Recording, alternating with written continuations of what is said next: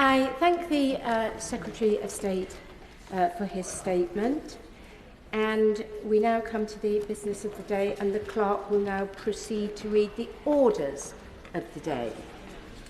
Investigatory Powers Amendment Bill, Lords, as amended in the Public Bill Committee, to be considered. Now. Thank you. We will begin with new clause 1, with which it will be convenient to consider the other new clauses and amendments as listed on the selection paper. I call Shadow Minister Dan Jarvis to move new clause 1.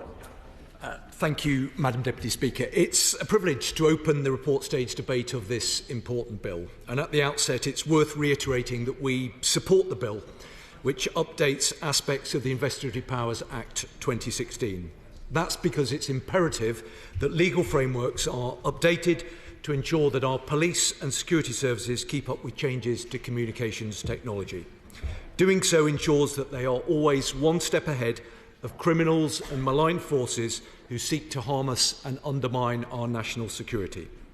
Now, I hope the Minister and all those members who were present at the Bill Committee will agree with me that we had a constructive debate testing the bill's proportionality and robustness. Some matters relating to third-party bulk personal data sets and the oversight process relating to the addition of new BPDs to existing category authorisations have been largely resolved to the satisfaction of these benches. However, there are some other important matters that still require addressing. Therefore, I will speak to the amendments that stand in my name before speaking on some of the amendments tabled by other members. New Clause 1 in my name seeks to ensure that the Secretary of State publishes an annual report on the engagement between the Prime Minister and the Intelligence and Security Committee, the ISC, regarding the investigatory powers regime. A very similar amendment was tabled at the committee stage, but was withdrawn after a lengthy debate on the ISC oversight arrangements did not make any meaningful progress, despite very helpful contributions from the Right Honourable members for North Durham and the Right Honourable member for South Holland and the Deepings. Therefore, we've tabled this amendment again because I think that the government must recognise that the ISC has a vital role to play in the democratic oversight of some of the most powerful measures the state has at its disposal to keep us safe, to intercept communications and to interfere with equipment. The ISC is and should be the only committee of Parliament that can appropriately hold a Prime Minister to account on investigatory powers. There must be accountability at the highest level, and the Prime Minister is no exception. But, Madam Deputy Speaker, many members, not least members of the ISC, know that this important mechanism isn't just broken, it's stopped working altogether. Not since 2014 has a Prime Minister appeared before the committee, and when asked about successive Prime Ministers' lack of appearance at the committee, the Minister said that such decisions were above his pay grade. And that might well be true, at least for now. So, if the Minister cannot commit to reinstating the Convention of Prime Ministers appearing before the committee, this amendment, at the very minimum, would ensure that this new convention of non-attendance is reviewed annually, scrutinised by this House and the other place. Therefore, I give notice of our intention to push this amendment to a vote this evening. Moving on to... Happy to give way to my right honourable friend. Thank you, Madam Deputy Speaker. On that point, it's not above a minister's pay grade to be able to confirm, does he agree with me, that the conventions and the particular arrangements that give the ISC a particular constitutional place in the way that our system works ought to operate, even if they haven't operated for the last 10 years. And does he, like me, look forward to being able to hear the Minister not just dismiss this really important concern and dereliction of a constitutional duty which has happened, but to give us an assurance that this will not be the case going forwards? Thank you, Madam Deputy Speaker. I'm grateful to my right honourable friend. I think she makes an important point, and I think the point that she makes, I suspect, is one that the overwhelming majority of members of this House would agree with. I'm wondering if the right honourable gentleman wants to give way. Happy to. The Honourable Gentleman for giving way. I was the Minister that took the bill through the House that created the ISC. And at the time, the intention was that it would evolve to become a very powerful committee. But it didn't absent the entire House from some responsibility. And two elements come to that. One is what he's just mentioned, the Prime Minister appearing before them. And the second is the minimal redaction of the reports that the committee creates. And one of the problems we've had in recent years is excessive redaction of those reports. Does he have any views on that? I'm grateful to the right honourable gentleman. I think he makes two important points. I agree with both of the points that he's made. I think he makes an important point about redaction. I also think he makes an important point about the attendance of the Prime Minister. I don't think it is unreasonable to expect that once a year the Prime Minister seeks to meet with what is a very important cross-party committee of this House. I'm very grateful to give way to the Minister should he wish to add his own views to this matter. But my sense of where the House is, and from the debates that we've had previously, most right honourable and honourable members will agree that it is not an unreasonable ask for the Prime Minister to turn up once a year. Happy to give way. Extremely grateful to the honourable gentleman for giving way.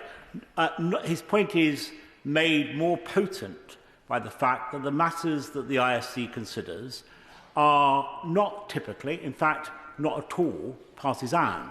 The way the committee operates is on a non-partisan basis, although, of course, it has members drawn from across the House. And the material it studies is not seen through a party political prism in any way. Now, this Minister is engaged in sensible and meaningful discussion with members of the ISC, I know, in the course of the passage of this legislation, in exactly that spirit. So the meeting of the Prime Minister would be conducted in a way which I think no Prime Minister could reasonably object to. Thank you, Madam Deputy Speaker. Well, the right honourable gentleman speaks with a lot of authority on these matters, not just as a member of the committee, but as a former security minister. I think he's described the situation very well, and I hope the Prime Minister is listening, and I hope the Prime Minister accepts what I think essentially has been a very reasonable and constructive invitation that has just been extended to him by the right honourable member. And I hope that the Prime Minister does take the opportunity in the near future to sit down with the ISC and to discuss what are, after all, very important matters. Madam Deputy Speaker, moving on to new clause 2, standing in my name. This would ensure that an annual report is published on the measures included in this bill and the IPA 2016 in defeating and disrupting technology-enabled serious organised crime and technology-enabled threats to our national security. We've tabled this amendment because we must ensure that law is always one step ahead of those who seek to harm us. The police and the security services are not best able to protect us today with the laws to counter the threats of yesterday. And that's why we support this bill to update the IPA 2016, now 8 years old, but there is an opportunity to go further. An annual report proposed in our amendment will help identify any changes required to primary legislation relating to investigatory powers are identified and implemented as quickly as possible. This would strengthen our legislative framework on national security and weaken the capability and the resolve of criminals and our adversaries. It's also genuinely, I think, an opportunity for government to work better with and constructively challenge telecommunications operators and the wider communications technology industry on the requirements to use investigatory powers, which would be a separate process from the new notices regime included in Part 4 of this bill. A statutory requirement to produce an annual report on investigatory powers to counter threats to our safety and security would strengthen national security, as well as strengthening the oversights and safeguards of measures to help keep us safe. two principles that guide this bill and the IPA 2016. That's why we will, and I give notice, Madam Deputy Speaker, seek to push this amendment to a vote later this evening.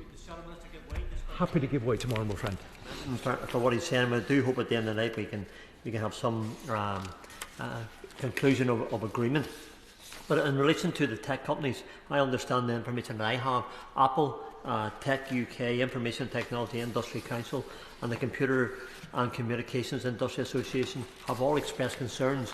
Is the Shadow Minister aware of their concerns and what it means for them as companies, how they can administrate and do their work? And does the Honourable Gentleman, Right Honourable Gentleman, agree that what we have tonight is a consensus that protects them but also protects the ordinary person in society? Thank you, Madam Deputy Speaker. I'm very grateful to the Honourable Member, who I know takes these matters incredibly seriously. I think he raises an important point.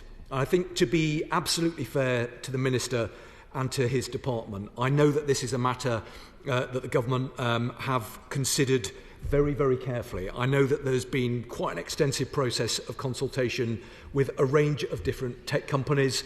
I've met with a number of them myself.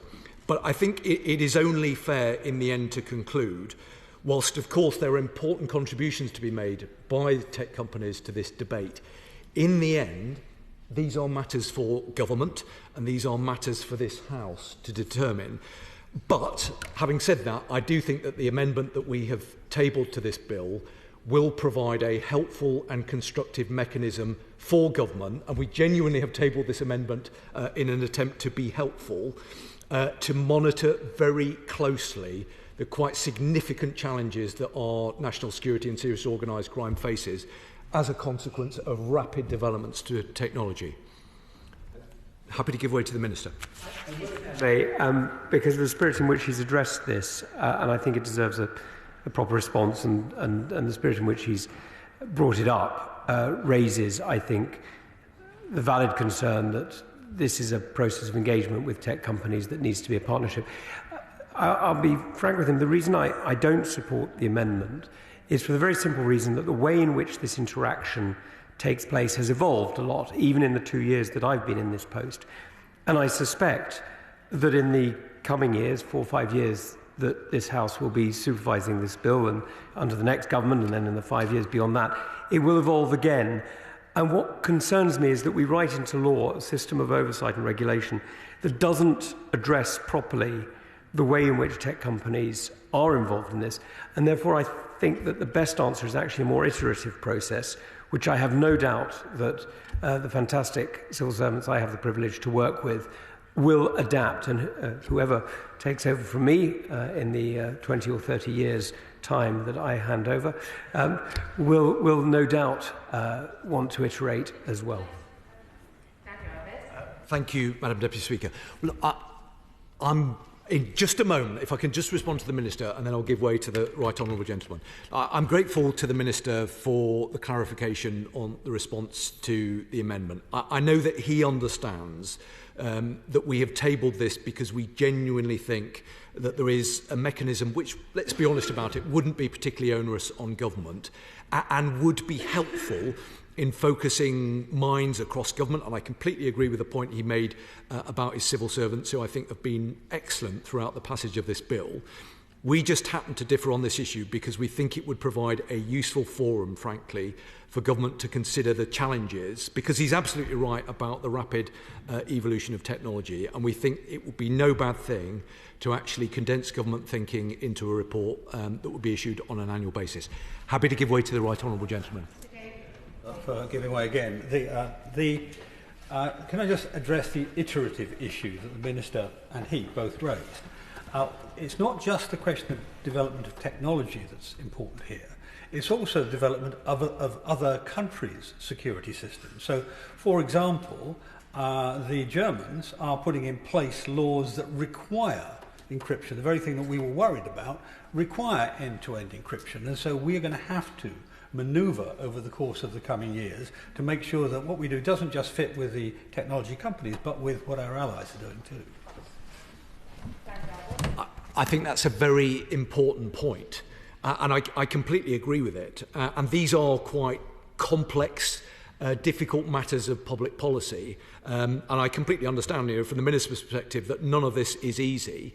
But I think the point that the Right Honourable Gentleman has made, I think, frankly, if he doesn't mind me saying so, strengthens the case for the amendment, because we think it will provide a useful mechanism to track the development of these matters, both across government, but also will provide a mechanism for members of this House to seek to hold the government to account on these important matters. So I'm very grateful for the points that he has made.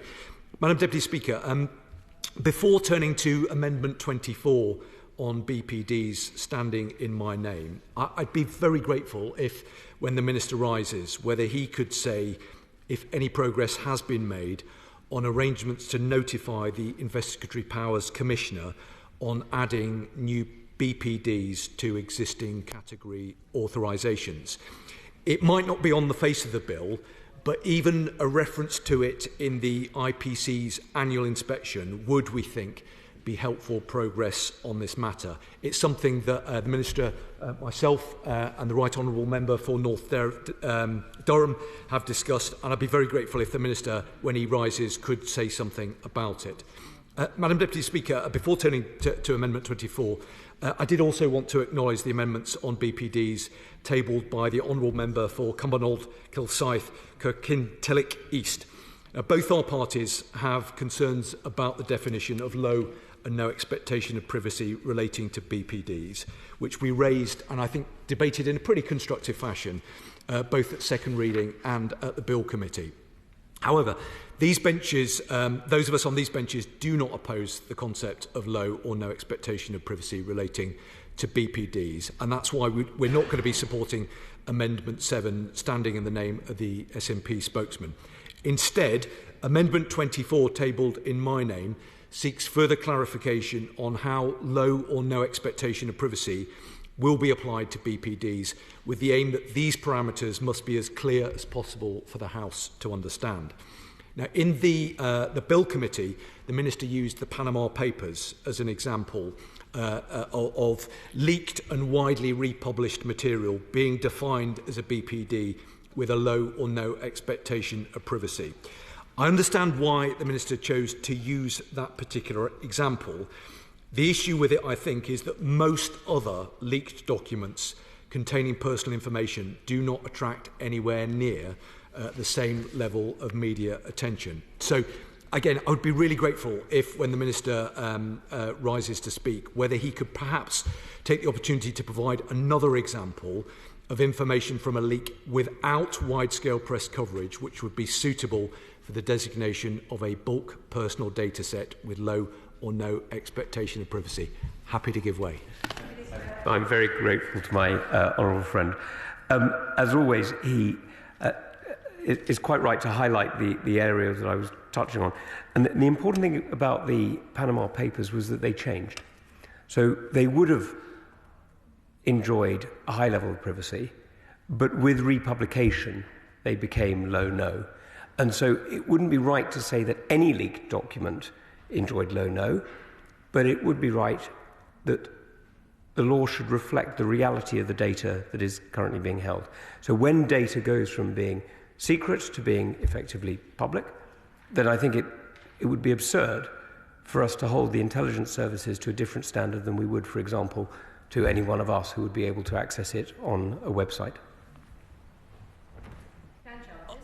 I'm grateful to the Minister. I think that is a very useful clarification, and I thank him for it. Happy to give way.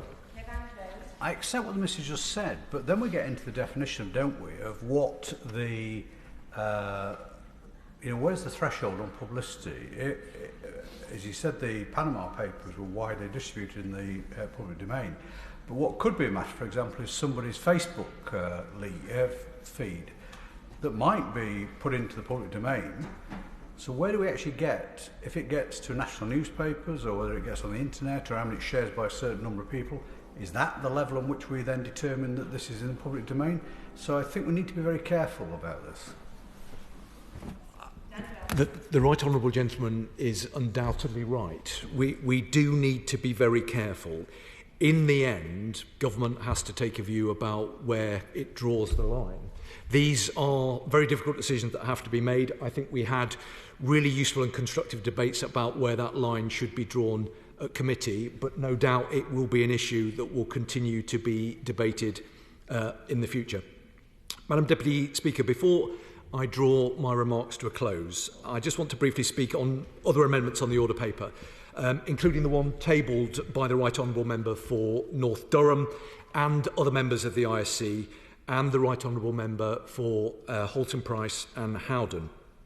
Madam Deputy Speaker, we support Amendment 23, standing in the name of the Right Honourable Member for North Durham, which is very similar to the amendments we proposed at committee stage regarding Prime Ministerial delegation to a Secretary of State to issue a warrant to interfere with equipment relating to a member.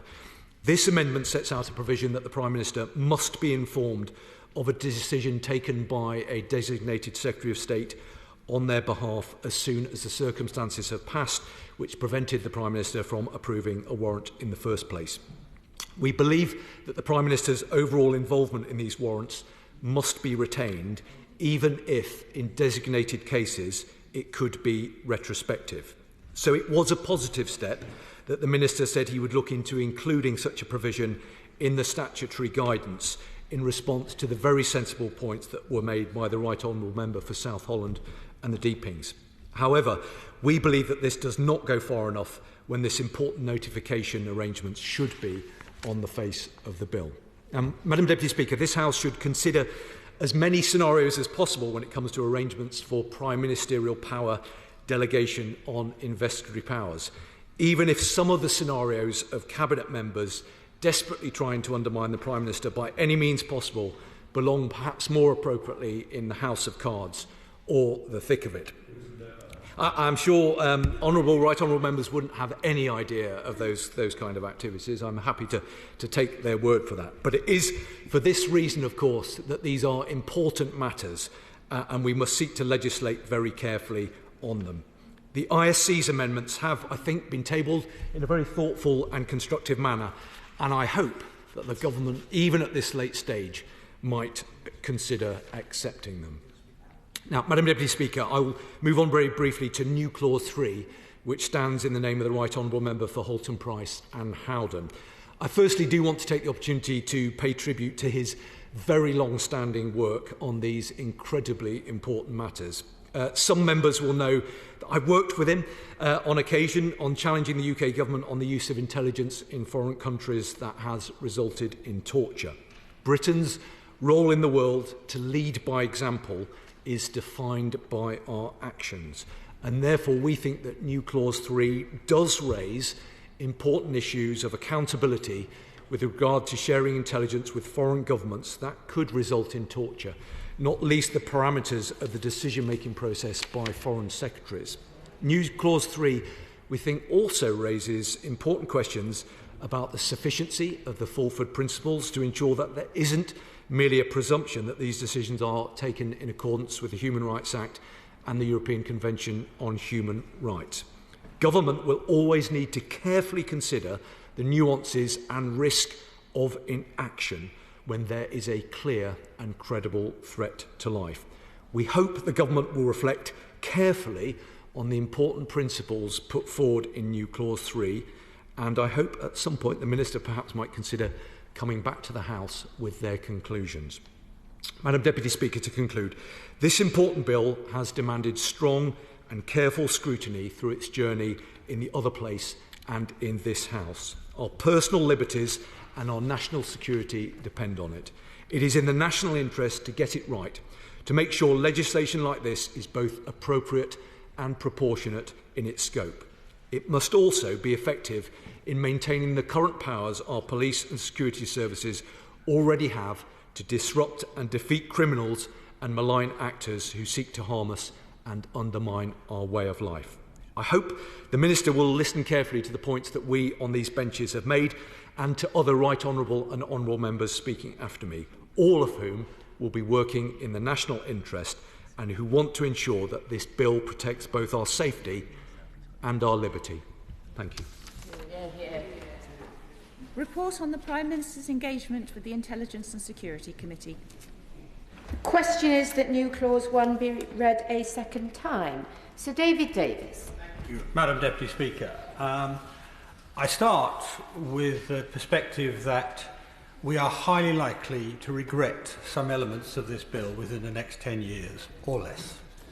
A matter I'll come back to in a moment. But I'll start also by commending the Minister on the front bench for his approach to this. It has not always been like that. In 2014, the real precursor of this bill was 2014 DRIPA Act, Data Retention Investigatory Powers Act, which was taken through this House in one day, all stages, because the government of the day claimed it was an emergency, even though it had spent 3 months thinking about it, and even though afterwards they took 9 months to implement it. Such an emergency was it. As a result, I challenged it in the High Court and it was struck down. So the 2016 bill that this is an amendment to, or Act as an amendment to, was the replacement for that, in effect. It wasn't a terrific improvement, but it was an improvement. Now, so as I say, the Minister's approach in this has been much, much more democratic, much more open, and much more valuable. Now, of course I could wait. Now, I've said that we're not going to be partisan, of course, in this debate, and the Shadow Minister has started in that vein. But the Honourable Gentleman's been highly contentious about the bill that I took through the House. Bear in mind that it had pre-legislative scrutiny with a committee of both houses. It had at least 3 reports in advance of being considered by this House. It was debated in this House at length in the same spirit that I mentioned earlier, and many amendments were put, and many accepted, by the way, by the government. So I described that as pretty fulsome consideration and scrutiny, which is why it is such an essential piece of legislation, as the Minister will confirm, used by the security service and the police every day.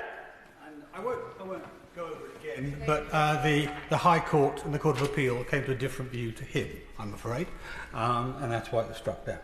Now, I think some of the elements of this bill are not, how can I put it, not very wise. I think the pre-notification, which the opposition benches agree with, of tech companies, will act to drive business away from our shores. It is, as I said earlier in intervention, the opposite of what the German government is doing, and so we're going to have to modify our approach to deal with some of our allies along the way. And the bulk collection of data, which I'll elaborate on in a second, which the SNP have an amendment on, I have really serious concerns about. I think it was Stalin who once said that at a certain point, quantity has a quality all of its own. And this is certainly true of information technology and bulk data. And if you gather vast amounts of bulk data, it's very interesting, by the way, in the midst of the debate earlier, the brief debate, that of so-called no expectation and low expectation of privacy. They're completely different things. They sound similar, but they're completely different things, as will become clear, I suspect, when the SNP propose it. But it's not just that even today, low expectation of privacy data could actually tell a government with quite primitive software vast amounts of our life, vast amounts of what we're doing every minute of every day, frankly.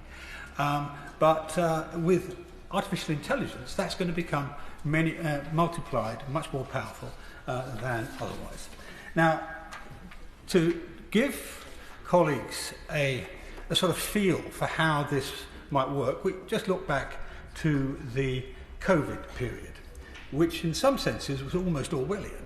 The government had 3 different disinformation units of various sorts, right, which looked at everybody's comments, and if you commented on, let's say, flaws in the modelling of the virus, or you questioned where the virus came from, or you raised the issue quite properly of the virus, the vaccine not stopping transmission, it stopped deaths, but it didn't stop transmission, all those things would lead to you being pursued, or not pursued, but monitored by the government. You know? And your zero expectation of privacy documentation, all your online stuff being monitored, and a number of members of this House were monitored on that basis, in my view, entirely wrongly. Now, that was all within the law as it stood then, so not massively important, but nevertheless it demonstrates the mindset of Whitehall when dealing with these things. Now think today, 9 out of 10 of us, if not more, carry a smartphone. It's easy to access our shopping habits, our purchase history, our bank records, our automatic number plate recognition records, and on and on and on. Do we really want the agencies of government to be able to peer into all that data belonging to people who are, remember, entirely innocent of any crime? Our entire approach to law and order in this country has been to focus on people against whom there is a reasonable expectation or a reasonable suspicion, not to monitor everybody. And it seems to me that this intrusive surveillance is a very dangerous route to go. And as I say, within 10 years, I think we may regret this, because the power of artificial intelligence will make this bulk data much more informative than we are really conscious of today. So I worry about it. I'm not going to I didn't put an amendment down on it because others have, but I think it's something which we do have to concern ourselves with in the longer run. But my principal concerns today, or one of my two principal concerns today, is how the bill relates to the expansion of powers around the surveillance of members of this House. Now, until 2015, it was widely understood that communications of MPs were protected from interception by the Wilson Doctrine, broadly as it was understood. Now, this protection was repeated in unequivocal terms, even by successive Prime Ministers, even by Tony Blair, not somebody who's got a great reputation for worrying about the civil liberties of the members. Now, despite clear and unambiguous statements that MPs and peers would not be placed under surveillance, in 2015 the Investigatory Powers Tribunal held that the doctrine had been unilaterally rescinded by government. Now, in an attempt to ease concerns, the Investigatory Powers Act 2016 created a regime, the one we have now, whereby a Secretary of State must first secure Prime Minister approval before authorising a warrant to intercept an MP's communications, as well as that of a Judicial Commissioner. But frankly, I've served with 9 Prime Ministers. I've served as a Member of Parliament under 9 Prime Ministers. I can't say I would be happy with all of them taking a very responsible approach to the way they exercise this power. You know, this is almost a judicial power being given to somebody who it is our job to challenge and hold to account every day. Now, what the bill today does is seeks to expand the list way beyond that. The people who can sign off the surveillance of an MP goes from the Prime Minister to effectively 5 Secretaries of State. Now, let's take the argument. There's a long argument in the Lords, and I think in committee as well, about whether you should use unable or unavailable and words like that. On the idea, I think people had in mind when Boris Johnson was sick, he was laid up for a month or so, maybe he couldn't act in his proper category then. Well, the truth of the matter is, you don't need, even if you were just taking that logic, you don't need 5 Secretaries of State, unless you're imagining some mass casualty event in Cabinet. 5 Secretaries of State to be able to deputise for that. And it seems to me, frankly, far more like a precursor to a general loosening of the policy than it is actually a really serious and sensible way of, as it were, protecting the ability to sign this off. So I worry about that straight away. I do not like that at all.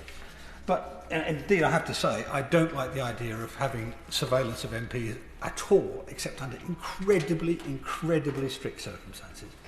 Now, I'm not casually asking for MPs to be somehow above the law. Not at all. This protection is vital to safeguard what we do.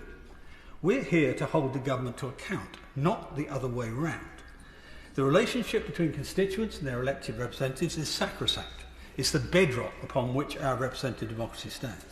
Constituents expect that, as they should. But it's not just constituents that rely on the sanctity of their communications with the members of the House. In doing our job, and this is more true today and more obvious today than it has been almost at any time in the 30-odd years I've been here, We deal with campaigners, think post office, campaigners, journalists, whistleblowers, victims of injustice who may be terrified of being identified, and of course other members of Parliament. And that's just a few. And all of these trust us to keep what they tell us absolutely rock solid, private, confidential. Now what the government proposed to do with this bill will do nothing but further undermine the trust people have in bringing serious matters to our attention.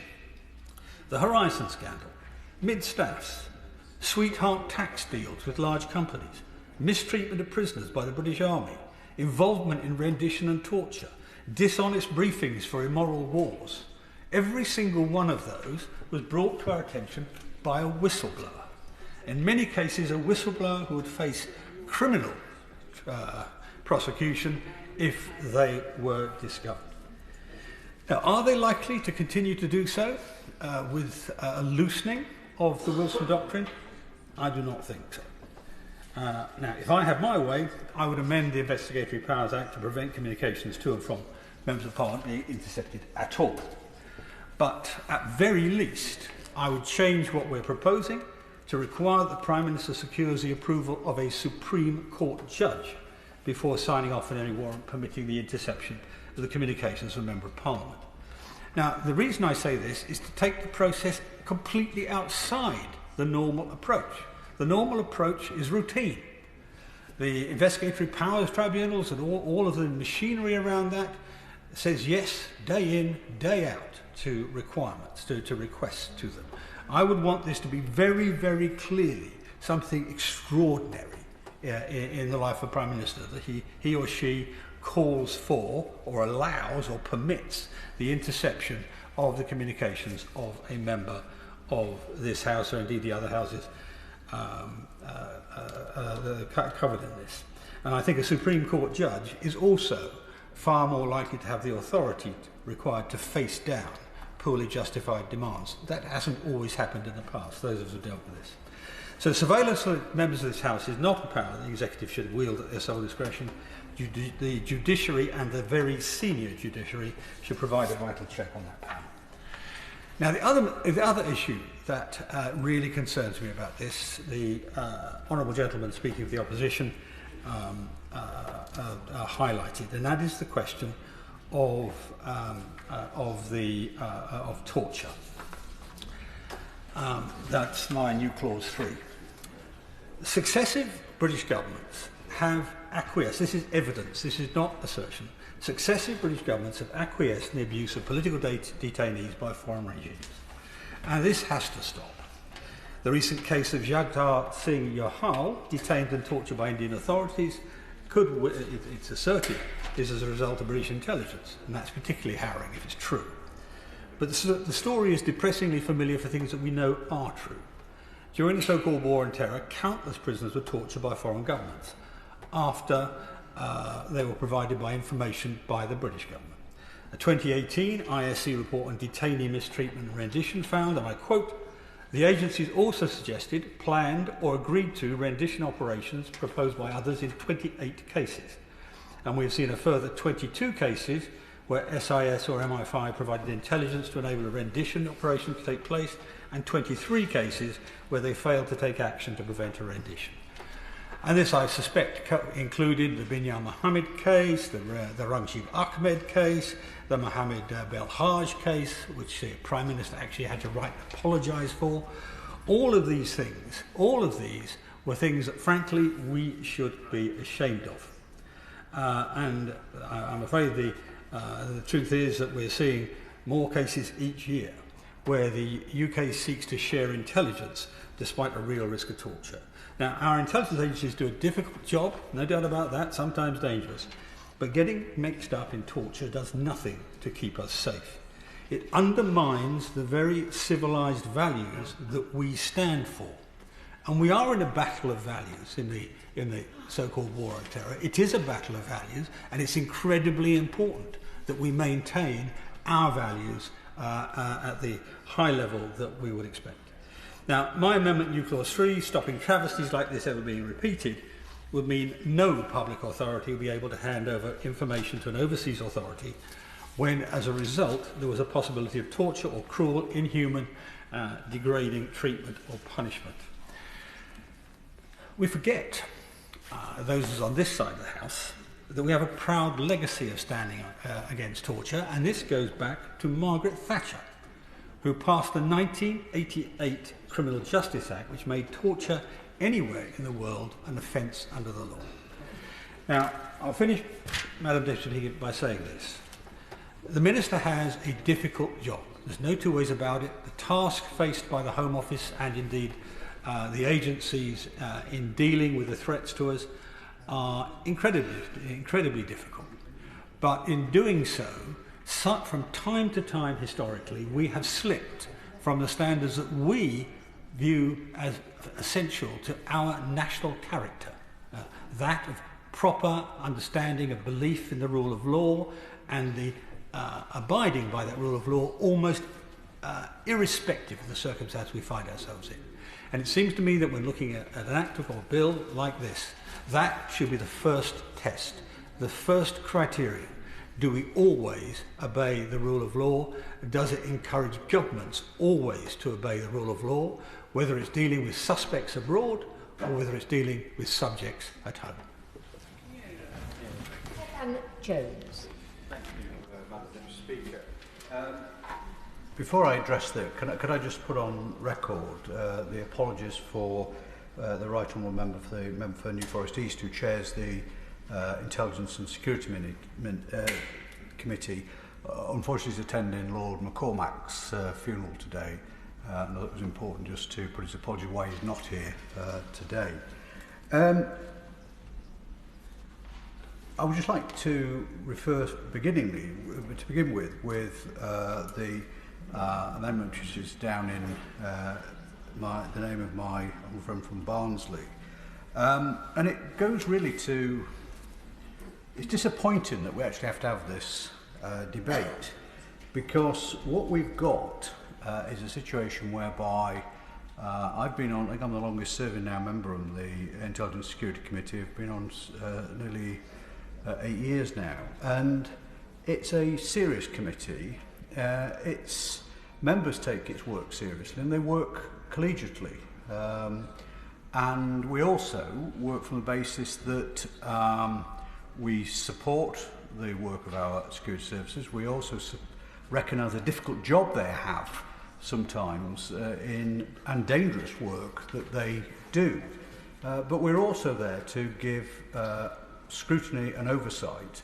And I think if anyone cares to look at our reports over the years, they are not only thorough, but I think forensic in the way in which they approach subjects. So it is disappointing that the current government and the I think last few governments we've had have really downplayed the role of the committee. I referred, I think, in second reading, is it scrutiny of our intelligence services is a little like a three-legged stool. You've got the Investigatory Powers Commissioner, you've got the Tribunal, and you've got the ISC. And together, I think we should be an effective mechanism to reassure the public that there is oversight of our security services. And it is important because the work they do cannot be discussed in open session. But that gives, I think, confidence that in a parliamentary democracy where we take, freedom of speech and democracy seriously, that we have that oversight. The problem is with the government, for whatever reason, since really 2019, it set out its course to undermine our work, and I'll put that on the record, to undermine our work. This amendment will really say the Prime Minister should attend. Now, it shouldn't be necessary, Madam Deputy Speaker, to have such I think the Madam Deputy Speaker was actually on the committee at one stage, so understands the work which we do. But it shouldn't be needed that this amendment is needed. But we have a situation whereby it seems not important. The only one in recent time which we had that did offer a meeting was the Right Honourable Lady for South West Norfolk, but that was, I think, because she was looking for friends in the last dying days of administration, so I don't really think that counts. But I just don't, again, understand why there's an understanding. The walls as you walk into our office have actually got various photographs on of the committee with certainly the Right Honourable Lady, the Deputy Speaker is on one of those photographs with the Prime Minister of the day. It's not about that, it's about showing that the Prime Minister of the day knows exactly what we're doing and we can raise things directly in the secure setting which we actually do. So I do think it is important, this, but there's a wider point here to be made about how we scrutinise our security services and give the public the, I think, opportunities to ensure that we have got that scrutiny. Now, the ISC, and my amendments are down in my name and I think 5 other members of the committee, we do support this piece of legislation. And the important thing about this, will we be back in a few years' time with another bill? Yes, we will. Because I think it was raised by my honourable friend from Barnsley, is that technology is changing very, very fast, and we'll have to react to it. And I think when the original bill was taken through by the right member for Southam and Deepings, he recognised the fact that this wasn't going to be in tablets of stone, that this bill would need, and this is the obvious that these amendments, this new bill is required. And the right member for Haltemprice and Howden is right.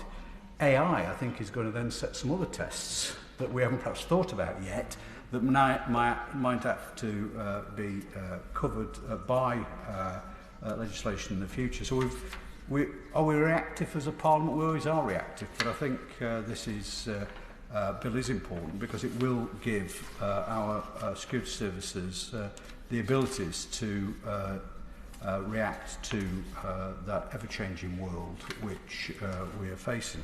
Can I, first of all, there are others I'll refer to, but can I refer to 2 pairs of amendments relating to clause 22 and 23 of the bill.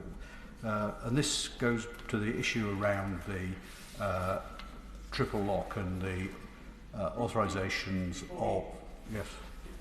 Before we start, I just want to pick up on his point about the need for continually keeping up with the change of technology and so on. One of the things that was expected when the ISC was created was it would become not quite a grandees committee, but a committee of people who knew exactly what they were doing and took very seriously the issues in front of them, including the confidentiality of what they do. And at least one of the chairmen of the ISC has complained in the past about the level of redaction of ISC reports. Now, the reason this matters in the context of keeping up with the times is the only way the House of Commons has to understand the ISC's opinions on this matter is to read its reports. And if it's reading a lot of blank black lines, it won't learn very much.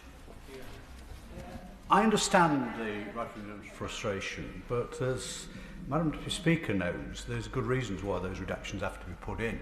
And do we, as a committee, just agree to everything to be redacted? No, we don't. There's quite a thorough process. And do we have some long arguments? Yes, we do with the agencies. So I wouldn't like anyone to go away thinking that the members of the ISC are a pushover in terms of redacting information from the... But I know a lot of attention was given to the Russia report, for example, why certain things were redacted. Now, I am comfortable to know that the things that were redacted in that report you could not put in the public domain. And the main reason for it is not to save embarrassment for government or anybody individuals.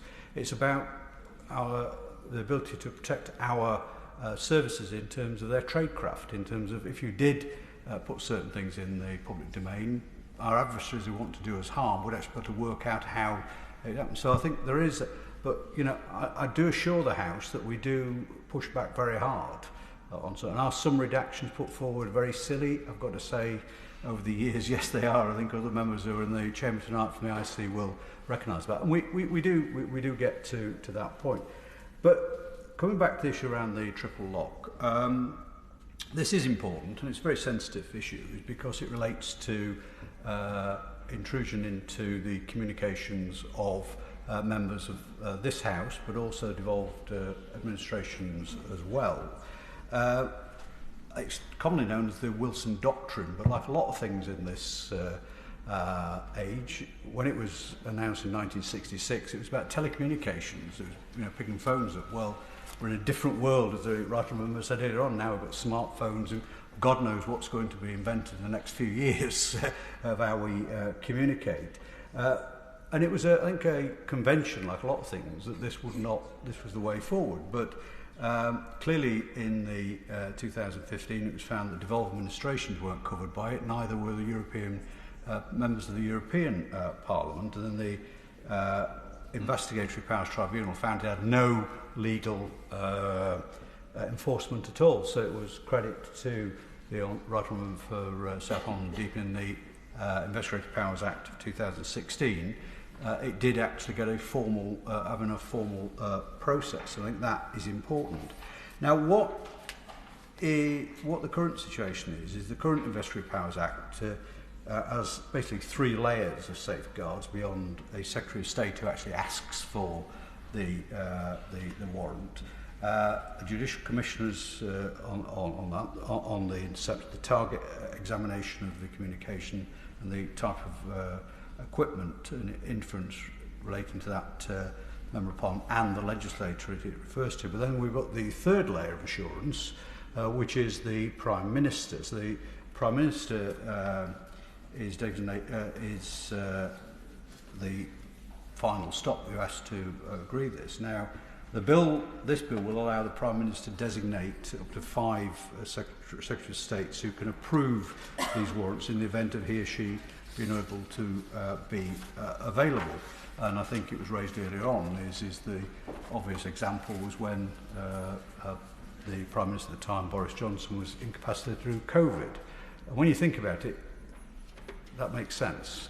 I think there are other examples, which I think the ISC recognise, where the Prime Minister could not be available. For example, if they're abroad and you can't get secure communications, they are unique situations. But what I think the ISC in its deliberations on this were very keen that these needed to be exceptional circumstances, but we accept that there's a need for this requirement. The ISC is seeking to ensure that it doesn't undermine those safeguards, because I think it is important, as the Honourable for Haltemprice and Howden has just outlined. It's got to be that safeguard, because we receive information and things that are, and it's not being pompous or saying that we want to be outside the law, but we do, receive information and discuss things which, are of a very sensitive nature and can actually affect, especially when people are being done a disservice to by the state or other people. So it is important. So I was pleased that the government, because the original bill was really quite loose, that you could nominate any Secretary of State. So I think it was important that the Admiral Lord West's ISC amendment in the House of Lords was accepted. I was actually up there the night when it was accepted. I think you had to get smelling salts, because I think it was the first time you'd ever had an amendment accepted in that. But first, the circumstances in which the Secretary may approve a warrant on behalf of it are now on the face of the bill, which I think was important. And something that it can only happen if the Prime Minister is incapacitated, does not have access, as I say, to secure communications. But I think more important also, there is now a limit on the number of Secretaries of State that may be appointed for this purpose. Only 5 Secretaries of States may be designated, and only those who are responsible for authorising equipment interference or targeting interceptions. However, at present, in terms of Amendment 2022, however, and that's the reason why I've got these amendments down, is, however, at present, the Secretary of State who has, it says, the necessary operational awareness can be designated to these decisions on behalf of the Prime Minister. Now, this gets into, well, what is operational awareness? Is this somebody that had a briefing, that therefore they operate, that they know what they're doing? but also operational awareness. Well, I'm sure a lot of the Secretary of States and many members and junior ministers know and are aware that these warrants take place.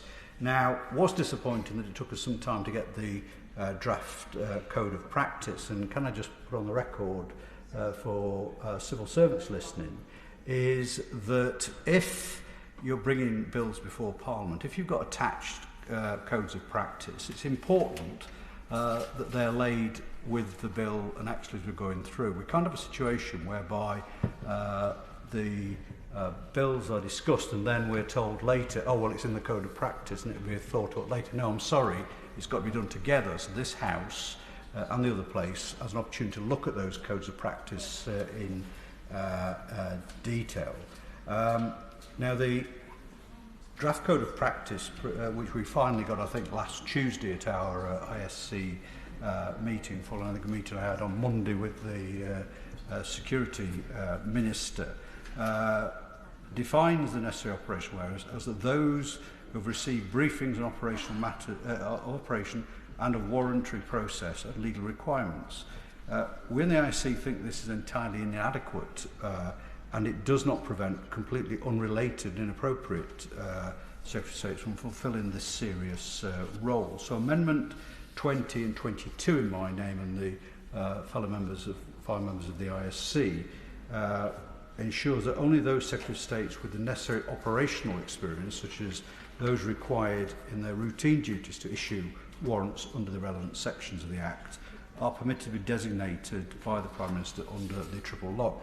And that is important, I think, in terms of that you've got people who not only understand the system, but have actually done and have the experience of this. And that, I think, would give the flexibility which the government is requiring here, but also to ensure that we have Secretary of State who clearly have experience of warrantry and given this important power. And I know with the Minister and the civil servants I've danced around the edge of a pin on this, and the ISC asks, why is this so important? Why it's so important? Because this, as the Right Honourable Gentleman for Haltemprice and Howden has said, this is a unique situation where this is used. And credit to the agencies, they have given us, and I can't obviously speak about them in an open session, but we have actually examples of how this is used. And am I reassured as a member of the ISC that it is being used appropriately? The cases we saw, I am. But I think this is not to downgrade the fact and give reassurance to not only members of this House, but also devolved administration, devolved assemblies and parliaments and others that this is being proportionally used and used in the correct way. Now, amendments 21 and 23 again gets one of those points, Madam Speaker, which irritates me. That it's like a war of attrition with this government in the sense is they can't be seen to back down on anything or allow any victory, no matter how small, that should be given. And the Code of Practice says that once the designated Secretary of State has authorised something, that the Prime Minister should be informed of any decision made under the alternative approvals process as soon as reasonable practical. Now, it doesn't say will be. Sorry.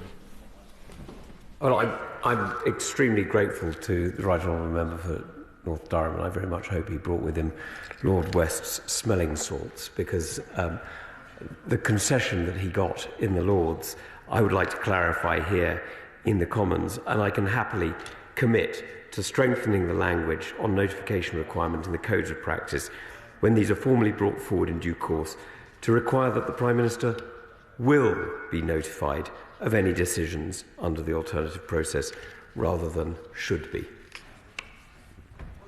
I welcome that, but can I hear it again? Because the point I would like to get on the record is this, is, that he is giving a... Let me just pin him down a little bit more. He is giving a solemn pledge to the House tonight that the Code of Conduct will, and it's a massive victory, I'm sure, take the word should and insert will in it. Is that what is agreeing to? Yes. Victory at last. There's such power of changing one word, but he has given a solemn undertaking on the floor of the House that the Code of Practice will be changed to change the word should to will. So, small victory for the ISC, but I'm sure my colleagues will take that one in the spirit in which it's been. But I've got to say, could I just say to the Minister, gently, we could have agreed that the other day when we met, but no doubt the issue that we have to vote on it tonight would be was obviously concentrated in his mind. So I think that does help in some. Can I now turn to that great victory under my belt, and not just myself, can I say, but also for the members of the ISC, Madam Bishop. Can I turn to some of the other amendments that are down? I'd like to refer to the one which is down in the name of the member for Haltemprice and Howden around cruel, inhumane and degrading treatment. And I do understand why he's got this, and I think it is always worthwhile debating these issues. And again, it's a thing that's run through this entire bill, because am I assured that there are processes in place which protect our civil liberties and things? Yes, I am. But there are occasions when things can go wrong or people ignore them. Now, I think they've been strengthened greatly, but he does refer to an important one. I was actually on the committee in 2017 when we did the detention and rendition inquiry, which took a long time, but was actually a very good report, I think, in terms of what it got to. And it did unearth things that were not pleasant, done in our names as a democracy. And I think I think it said one of the conclusions it came to is in the view of the UK tolerated actions and took others that were regarded as inexcusable. Well, they were inexcusable, because we did, in that report which outlined, pass on information to allies who then did use it for. Now, I think things have changed, and one of the recommendations which we made, and if you want an example of how the ISC can actually improve things, we did call for a review of the consolidated guidance, which is the guidance around the way in which the security officers should operate in terms of the issues of rendition or torture, for example. And that led to the full force principles, which I think have moved on and tightened up the rules and guidance around for members of our security services. So I think that was a big movement forward. Now, I don't think he's going to push this to the vote, but I do think that what it does, it reinforces the point in this area that if we've got a situation whereby, again, we get information that then is passed on to one of our allies, that we've got to ensure that those principles are upheld. Am I confident they are now? I think I am. But again, how do we get to the pretty damning report in 2017? We got there because they weren't followed, and what guidance was in place there wasn't. So I think we've always got to be vigilant, I think, around that. And I think the Right Honourable Gentleman over the years has done not only this House but also I think the country a service by its tenacity on these subjects. The point of it, I'm not going to press this new clause 3, I think it is, to a vote. But the reason it's there is because in, I think it was 2010, 2011, then David Cameron, the then Prime Minister, made a promise that there would be a review of this and it would be investigated properly, and that never happened. Yeah? And the implicit undertaking was that we wouldn't do it again, and we did it again, over and over and over again. And that's why I think at some point we need to actually put our foot down. Now the problem is, whenever you put your foot down and make an absolute requirement, somebody says, "Oh well, what about the Russians? You know, when with their terrorist attack in the last few days, for example." I'm afraid there comes a point where you say, "We're not going to provide information if you torture people." And if you're clear about that, then I think actually it helps the country and probably helps the international battle with terrorism too. Well, I agree totally with them, and I think that's where we are as a government in terms of, and certainly the full force principles are those principles we do not share. And again, some of the people who perhaps, one, don't understand what our security services do, but also those that actually want to malign their great work on our behalf, sometimes say they're doing X, Y and Z. Well, I know personally from seeing some of the examples is there are occasions where we deliberately do not pass on information to our allies because of that fear which he arises. And I think, to be honest, the detention and rendition report did raise that issue. And I say a full force principle, I think, now gives us some very strong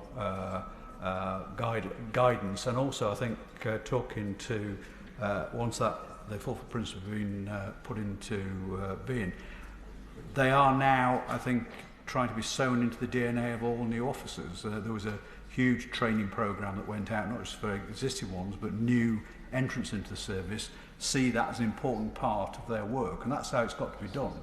But I do think it's always important, though, to have the debate. His amendment in terms of interception of members of Parliament, it says that it basically would do away the new clause, new clause 5. This would require members of those who were targeted and intercepted to be notified after the fact, as long as it doesn't compromise in ongoing investigation.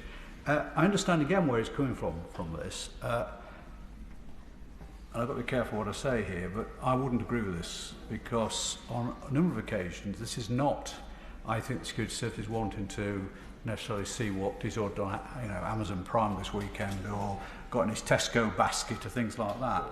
There are occasions, and I'll be careful what I say here, there are occasions where members of Parliament will be brought into investigations, not that they're doing anything wrong, that they've been targeted. For example, we've had a debate today about MPs being targeted. So should they know about that in the right circumstances? Yes, I think certainly to take reactive measures against it. So I think in terms of when we've got a situation whereby we've got the members of Parliament, warranted powers, they aren't the main target. They're perhaps a target themselves. So I think that would be very difficult. And I think, and I'm not saying too much, but I think it's used more often than we think, for those reasons, not because we've got members of Parliament or members of the Scottish Parliament or Welsh or the Northern Ireland Assembly doing things wrong. It's just that increasingly, and we have this, where those who want to harm us are targeting our communications. So I wouldn't necessarily agree with this. Yeah. Just very quickly, again, I'm not pressing the matter, but what I would point you to, if the ISC does discuss this in the future, is the German model, where they look at it and they don't always release information if it's operationally sensitive. Yes, I agree, but I think that then gives a burden which on the system, which I think is unnecessary. I think the current process with the Secretary of State, Judicial Commissioner and the Prime Minister, I think is robust enough in terms of ensuring that people aren't just going on a fishing exercise, like I say, to find out whether whatever is ordered Amazon Prime this weekend or Tesco's his Tesco account. So I think there are assurances there which I think are fine. And the other one I think is new clause 4, which again would remove the ability of the Secretary to authorise the interception of communications or obtain communication tendered for private information belonging to a member of Parliament. Again, for those reasons I've just explained, I think I think it's good to have this debate about this, but I don't think I could support that as well for the reasons I've outlined. Now, the other thing in this bill, which is going to be different, is about bulk data. And I know the right honourable member for Southam, the Deepings, was one which covered this in a lot of detail in terms of the original investigative powers. I think now it's got even bigger in terms of now the big data sets which not only public authorities have but others have as well, which has raised that importance of why our security services need access to these. But whenever you do that, it means the intrusion is going to be more. So first of all, can I deal with an issue of the oversight in the bill, the broader, more intrusive powers to obtain internet connection records for discovery of targets. Again, something I totally support. I think the ISC members totally support but the authorisation process is internally. And one of the stances which the ISC has taken throughout all this is if we're going to give more powers to our security services, there needs to be a balance with that. In this, you wouldn't get a situation whereby you would be able to identify what people had seen, but it would, I think, drag in a lot of people, which the right honourable member said earlier on, are completely innocent, but are actually into that. And I think there is a need for this power, as I said, but I think we did think there should be some more independent investigative powers commissioners oversight of this, and therefore the points that are made in Amendment 15 I think are an important one to look at in terms of this. The issue around, I think, the independent power, the IPCO, I think they do a great job. They do a great job in terms of ensuring the public support for what we have. But it's again the issue around bulk data sets. Now, some of the examples which were given have been given to members of the ISC, but also I think thanks to the Ministry arranged a meeting for the committee to be briefed on this as well. Does make sense in the sense of is that the issue around low or no reasonable expectation of this. And I think it is burdensome at the moment, for example, that to access, I was going to say the electoral register, but today the government have said that somehow that's a secret document. Well, that's not on this bill. It's not, and it's important in that case that should be able to be used by the security services rather than going through the warrantary process, which they get. But it does get to a point which the Honourable Member for Barnsley raised earlier on about the definition of low expectation. The other thing which I think there is perfectly legitimate reason why the security services need it, especially if you're going to be testing new AI models of learning, these new big data sets which are out there, which companies use, the security services need access to them as well. And this bill will allow them to do that without going through the warrantary power system, which is there at all. Because if we are going to be on the front foot in terms of developing AI in intelligence, we're going to have these big data sets to teach the systems how to do it. But the problem, I think, comes, and again, it comes back to what was raised earlier on by my friend for Barnsley, is in terms of what is deemed as low and no reasonableness. I think that's been something we've looked at throughout. One of the things the ISC were looking at was adding to the existing categories. Now, one of the suggestions we put forward was that when the agencies do this, they should have to email the Investigative Powers Commissioner to notify them that they've done this. Now, having explained this, if he's not going to give away again, I hope not, because my legs will get very wobbly. I might need the smelling salts if he but he has explained the system that is there internally, and I'm quite satisfied with that. But again, I said to him and his civil servants, and I think members of the ISC have said is that it's not us you've got to actually convince, it's the public that this is not going to be... May I thank the Right Honourable Member for North Durham and just assure him that I took on board his points and his questions. I went back to the agencies and assured myself of the challenge that he had raised and found what I think is a better answer than the one that we were looking at when we were chatting. And so I wrote to Sir Brian Levison, and I'm delighted to say that he has responded, confirming that he will pay specific oversight to this regime in the early years until he is content that it operates in a way that the ISC and the government would expect, and indeed the British public would expect. So IPCO have taken on this responsibility, which I think answers the question more succinctly than it would be if it were on the face of the bill. Well, I'll take that as a half a victory, I think. But take it where you can get it. But can I just get some clarity on that? Because I think that is a perfectly legitimate way of doing it, and it won't add, which I think was the concern of the services and himself about the interfering with the existing. And I understand it's not simply just an email being sent, but will that mean that, for example, in his first annual report, there will be a section looking at that? Because I think then, at least we can say to the public that it's actually being looked at and the promises being followed up. He will understand, of course, that IPCO is operationally independent, so I won't instruct them or speak for Sir Brian, who has been unbelievably rapid in his response today and helpful. But I'm sure he will have heard the comments the Right Honourable Member has made, and no doubt he'll want to draw attention to any areas where he has any doubts at all. That would be helpful, because what it would do, I think, would then give reassurance to the public that and test to see how it's going to work. As I've described in the process of authorisation, I think I'm comfortable with it, but the public have got to be comfortable with it as well, and I think that would be... Yeah. On that subject, and I note the Honourable Gentleman's proper consideration of the balance between privacy and security, which lays at the heart of this bill, but I also recognise the Minister's concern that we mustn't make the process too unwieldy, too bureaucratic.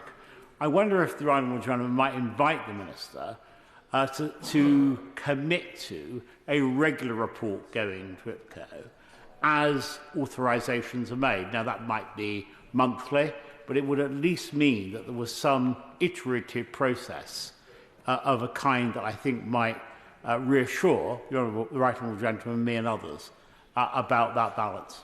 I do understand where the gentleman's coming from. And I think our original idea about having an email, I think how it's been explained, I think when I met the Minister and his civil servants, that would really cut across, I think, some of the processes we've got in place. And I think the suggestion of the government would be one way of doing it, but the problem is, again, you're asking I think the investigatory powers has already got powers to look at these things. I think the only problem is, I think by doing that, you'd have to then set up something within the agencies to actually have another report done. I think that might, I don't want to do anything which actually holds their work up, and I think that might do it.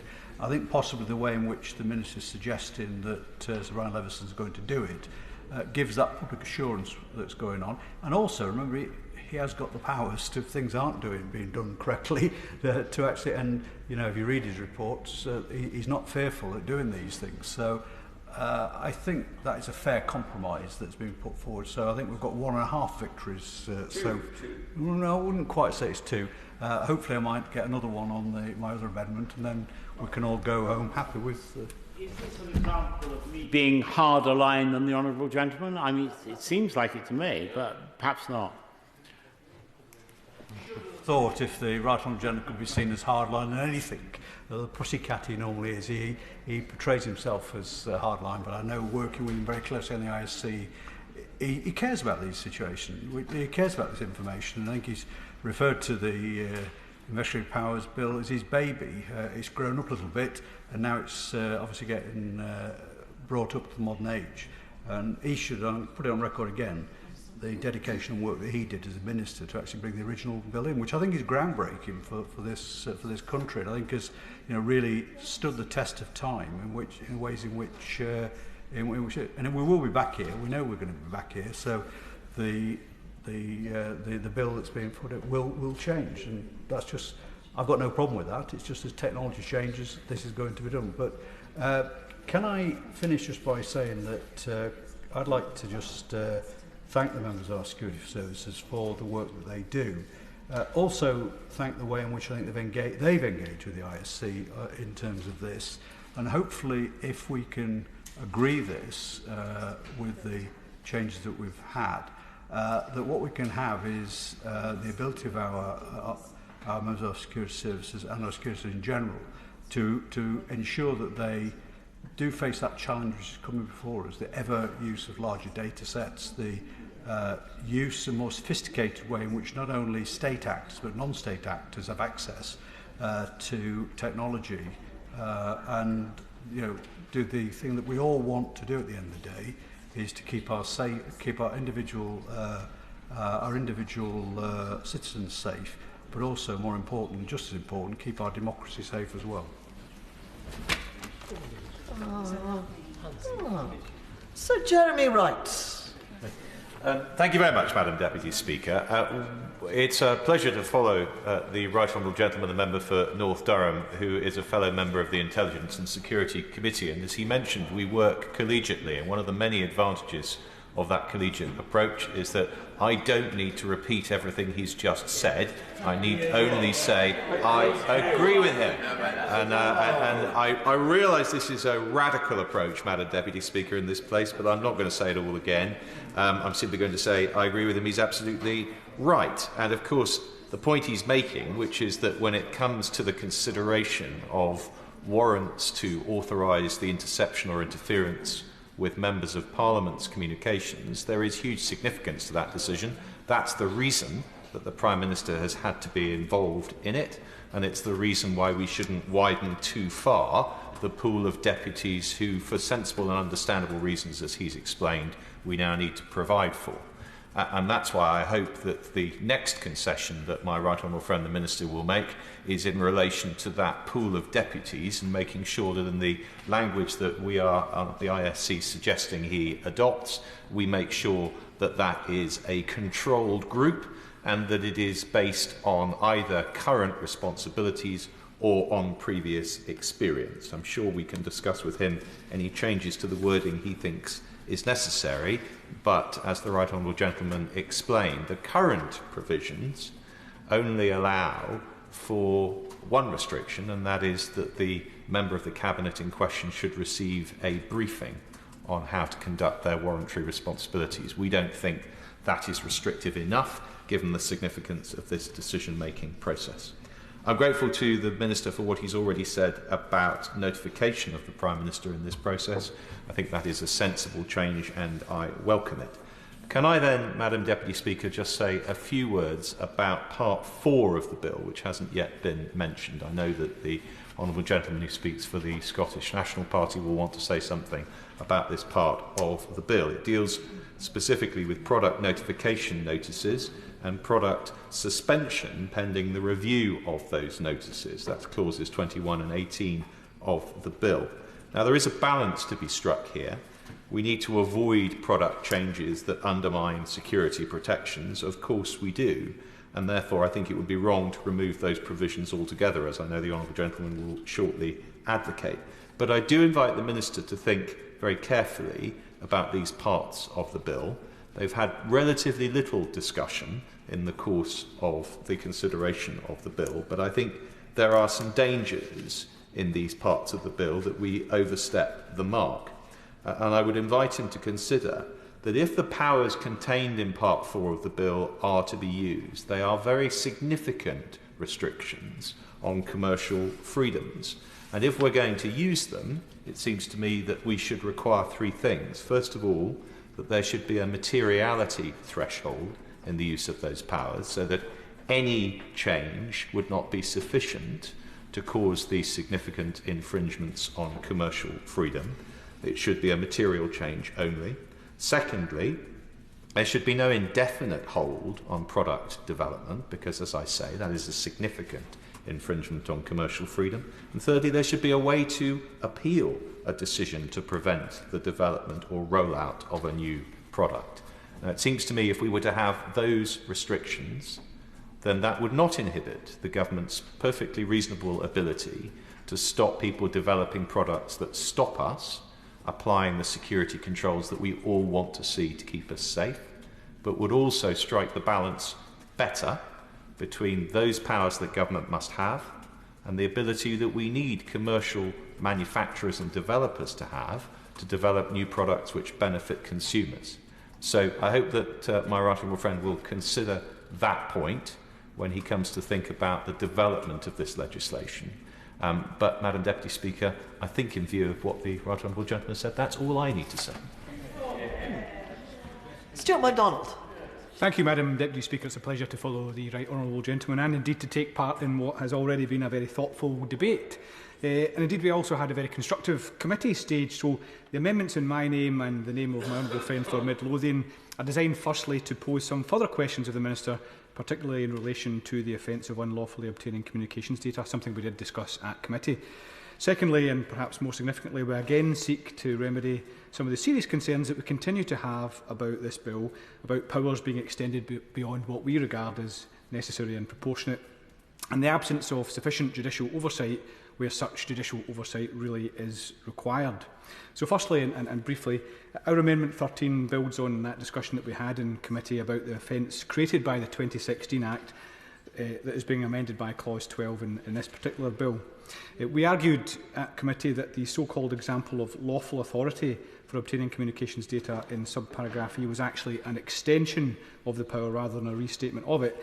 And the Minister countered that he was actually only seeking to put existing codes of practice into statute. However, there's obviously a line of argument that codes of practice do not always necessarily comply with the law, but in particular, having gone away to look at the codes of practice, it does seem to me that there is a difference between what is currently in the codes of practice and what is currently in the bill. The wording of our Amendment 13 reflects the code. The wording of subparagraph E seems potentially broader than that. So the question for the Minister is, why is the wording so different? And can he assure us that it is not meant to be interpreted any more broadly than the existing exception in the codes of practice? But, Madam Deputy Speaker, the remaining amendments really set out our more fundamental concerns with what this bill is doing. In particular, there are three areas where we question the strength of the independent oversight regime. That's in relation to bulk personal data sets, internet connection records, and in relation to government notices to companies under Clause 21. We regard advanced judicial oversight as important and reassuring, not just for members of the public, but also for those who are exercising the powers. Clause 2 in bulk personal data sets is the first example of where we believe oversight is being unnecessarily watered down. We are told that the system of advanced judicial authorisation is causing delays and stifling operational flexibility. But to us the answer is to fix those log jams in the oversight system, not to water that system of oversight down. The case for a lighter touch system of category authorisations has not been made to our satisfaction. So that's why we have tabled Amendment 7, which would take out Clause 2. But at the very minimum, why not strengthen ex post facto oversight beyond annual reviews and reports?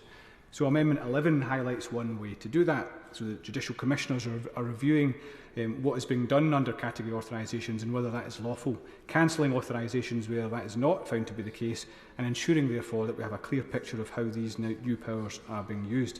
And I noted with interest what the Minister said about the role of IPCO, which is something that absolutely we regard as helpful, but that would be insufficient and certainly less robust than our proposal in Amendment 11.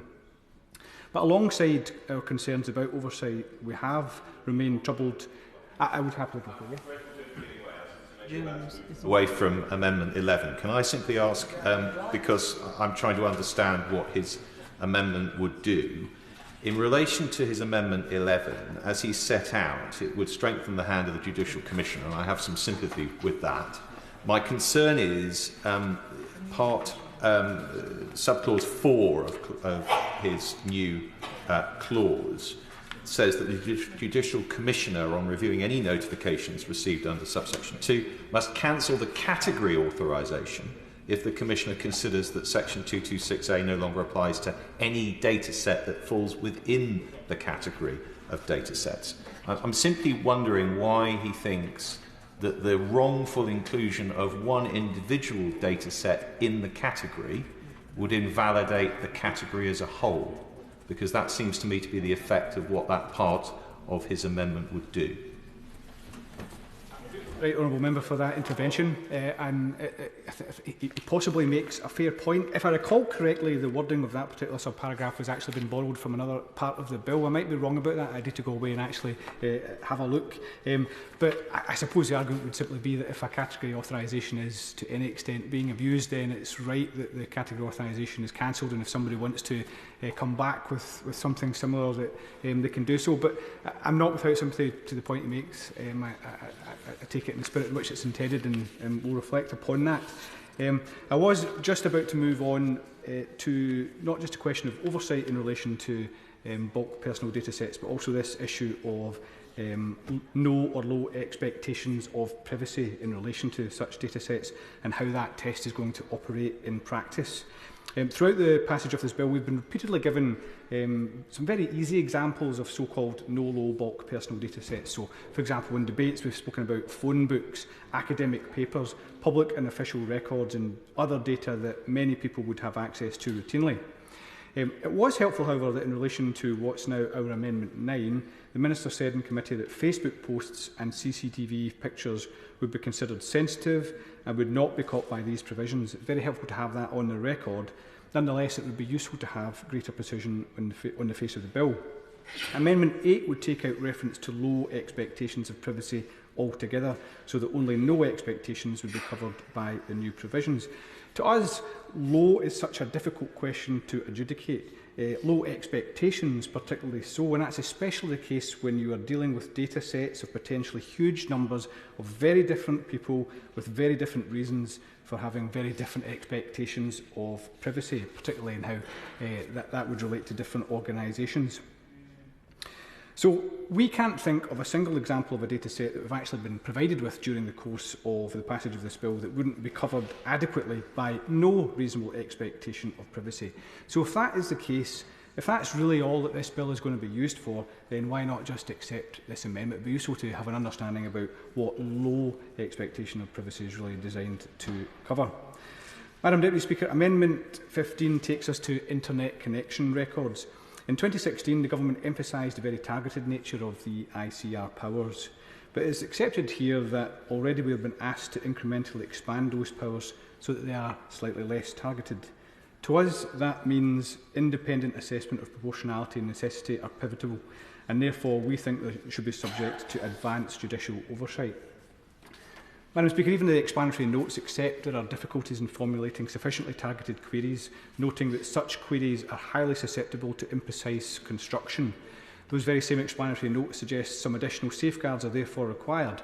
For us, the required additional safeguard is judicial oversight. We were also led to believe that these powers would only be used exceptionally, so it's hard to see that requiring judicial authorisation would cause any significant problems. Government does argue that there may be times when warrants are needed on an emergency basis, but that could be dealt with through having an emergency process or some very limited exceptions. It's not, to our mind, an argument against a general rule of advanced judicial oversight.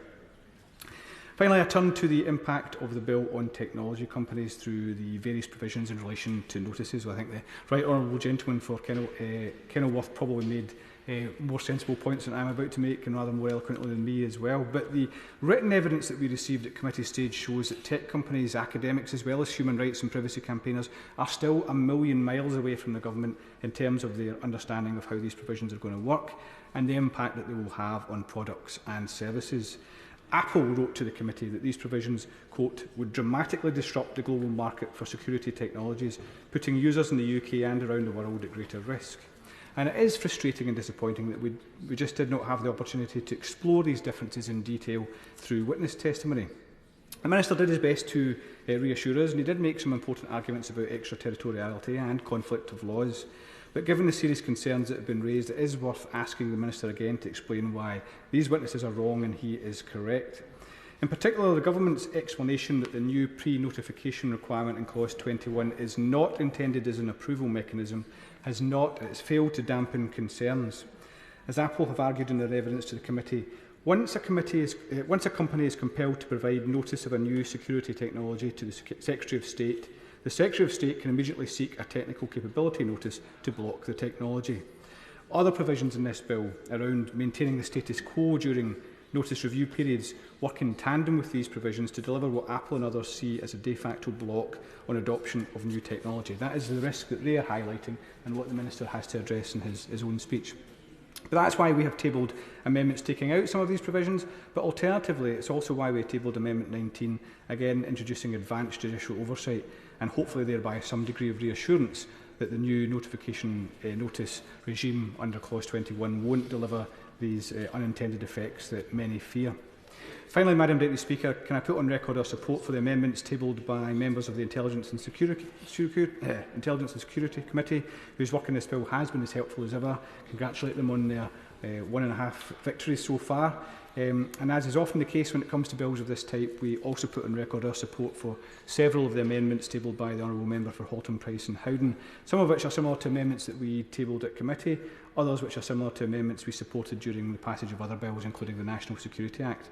In particular, new Clause 3, designed to place an absolute prohibition on the UK sharing intelligence with foreign governments where there is a real risk of torture or cruel and inhuman or degrading treatment, is long overdue and will close a serious gap in the law. For us, it's self-evidently the right thing to do. Sir John Hayes. Mr. Speaker, you will know, and other members of the House have made reference to the fact that I was the Minister who took the original bill that this bill amends through the House. Indeed, it became the Investigatory Powers Act. The purpose of that legislation was both to draw together a number of the capabilities of the agencies necessary for them to keep us safe, and to put in place a series of mechanisms which ensured there was proper scrutiny and accountability for those powers. We introduced the principle of a double lock, whereby both politicians and judicial commissioners were necessary to authorise some of those very powers. They matter because of the threats we face. And those threats are, as has been said by a number of contributors to this debate already, metamorphosising. They were bound to do so, and we anticipated that when the original Act was considered in this place. Now, I accept the argument used by the Shadow Minister, actually, that doesn't end here tonight. They will continue to change, and it will be necessary to update legislation to reflect those changes. For our security services and police need two things. They need capacity, namely skills and resources, and they need capability, which includes legislative powers, in order to do the job which we expect them to on our behalf. What they face is extraordinary, both in its degree and its character. It's the kind of evil that none of us are likely to encounter head-on in the way that they are bound to do because of their job. But we could, we might, and indeed our former colleagues Joe Cox and David Amos did face that kind of evil. And let me say that tolerance of evil is evil itself. I think Thomas Mann said that. Because if we were to, in any sense, give quarter to those who seek to do us harm, in the interests of being fair-minded and open, as we are in our society, and if, consequently, we undermined the forces of law, we would do no service to the British people because we jeopardise their safety. And so I welcome the spirit in which the provisions we're considering tonight have been debated so far by both sides of the House and members of the ISC. And I, like my right honourable friend, don't wish to add unduly to that consideration, except to say two or three things. The first is that the Minister has engaged with the ISC formally and with members of the ISC informally in an effort to improve this legislation. Right that you should do so. That's always been the spirit which these kind of measures have been considered. And I did so myself when in his shoes and worked closely with my then shadow, who's now aspires to be Prime Minister, the Leader of the Opposition, and built a relationship with him accordingly, based on trust and a shared determination to do right by the intelligence security service, the police, because we want to do right by the British people. The second thing I want to say, however, is I must press the Minister to go further in 5 particular ways. Well, actually 4, because he's already satisfied one of my requirements in response to the Right Honourable Member for North Durham, who I thank for his contribution and also for his generous remarks. And he's come back into the chamber to hear my appreciation, I think, Madam Deputy Speaker. We do indeed work closely together on the committee on which we both serve. It is serious work, sometimes onerous, but actually enjoyable too, because we know we're doing important work, and in this place, what could be better than that, really? So perhaps 4 matters that I'd like to press the Minister on, and I'm hopeful that, given what I just said about him, he may be able to make some progress. The first is the matter of the extension of what's become known as the triple lock. The Right Honourable Member for North Durham referred to this, and so did my Right Honourable friend, the former Attorney General. We talked about delegating prime ministerial authority to other ministers. We've had this discussion at length. It seems to me sensible that in doing so we might say that other ministers could perform the role of Prime Minister in respect of authorisations if they had operational experience or responsibility. That would be a reasonable way of narrowing the number of ministers who could be involved to people who had salient, not only understanding, but also experience. So that marriage, if you like, between either being responsible or having been responsible would perhaps be the best way forward, though I of course appreciate the Minister has made a case that the number does need to be broadened because the Prime Minister may be incapacitated in some way or another, and so there is a case what the government is trying to do with the caveat I've introduced. In respect of the communications data and the way that will be dealt with, and the additional bodies that will have access to some of the powers that have previously been really only in the hands of very few, I wonder if the Minister could clarify in respect of local authorities that this will not be a permissive power. There are times when local government, in its regulatory role, will be working with the police, dealing with very serious crime, serious and organised crime. I'm thinking, for example, in respect of licensing, trading standards and so on, where serious criminals can be involved in matters which pertain to the functions of local authorities. So I accept that there are some cases for them having these quite extensive powers. But one would not want to think that every parish council in the land would enjoy the same legal powers as SIS or MI5. And so if the Minister could be... the Minister's going to satisfy me immediately, it seems. I'd happily give way, of course. Well, I'm very grateful. I will satisfy him immediately, and then I hope save him time in his words, because local authority trading standards teams are responsible for a range of legislation where enforcement requires investigation and may need to draw on communications data, and the idea of these powers is to be in keeping with those powers and not to be expansive, and so he's right. It is for serious crimes, as set out already.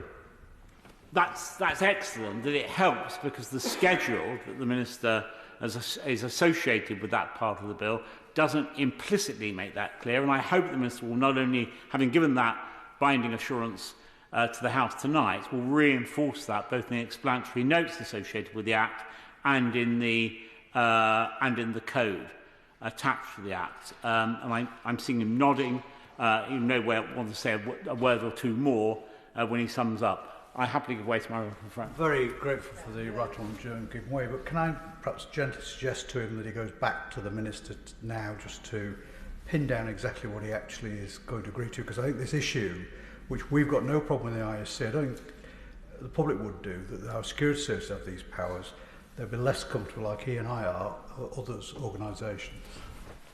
Well, the Minister may want to intervene on me again, Madam Deputy Speaker, to do exactly what my right honourable friend has suggested, and I happily give way. On the grounds that this will save me time when I wrap up at the end of this, I will make it clear now.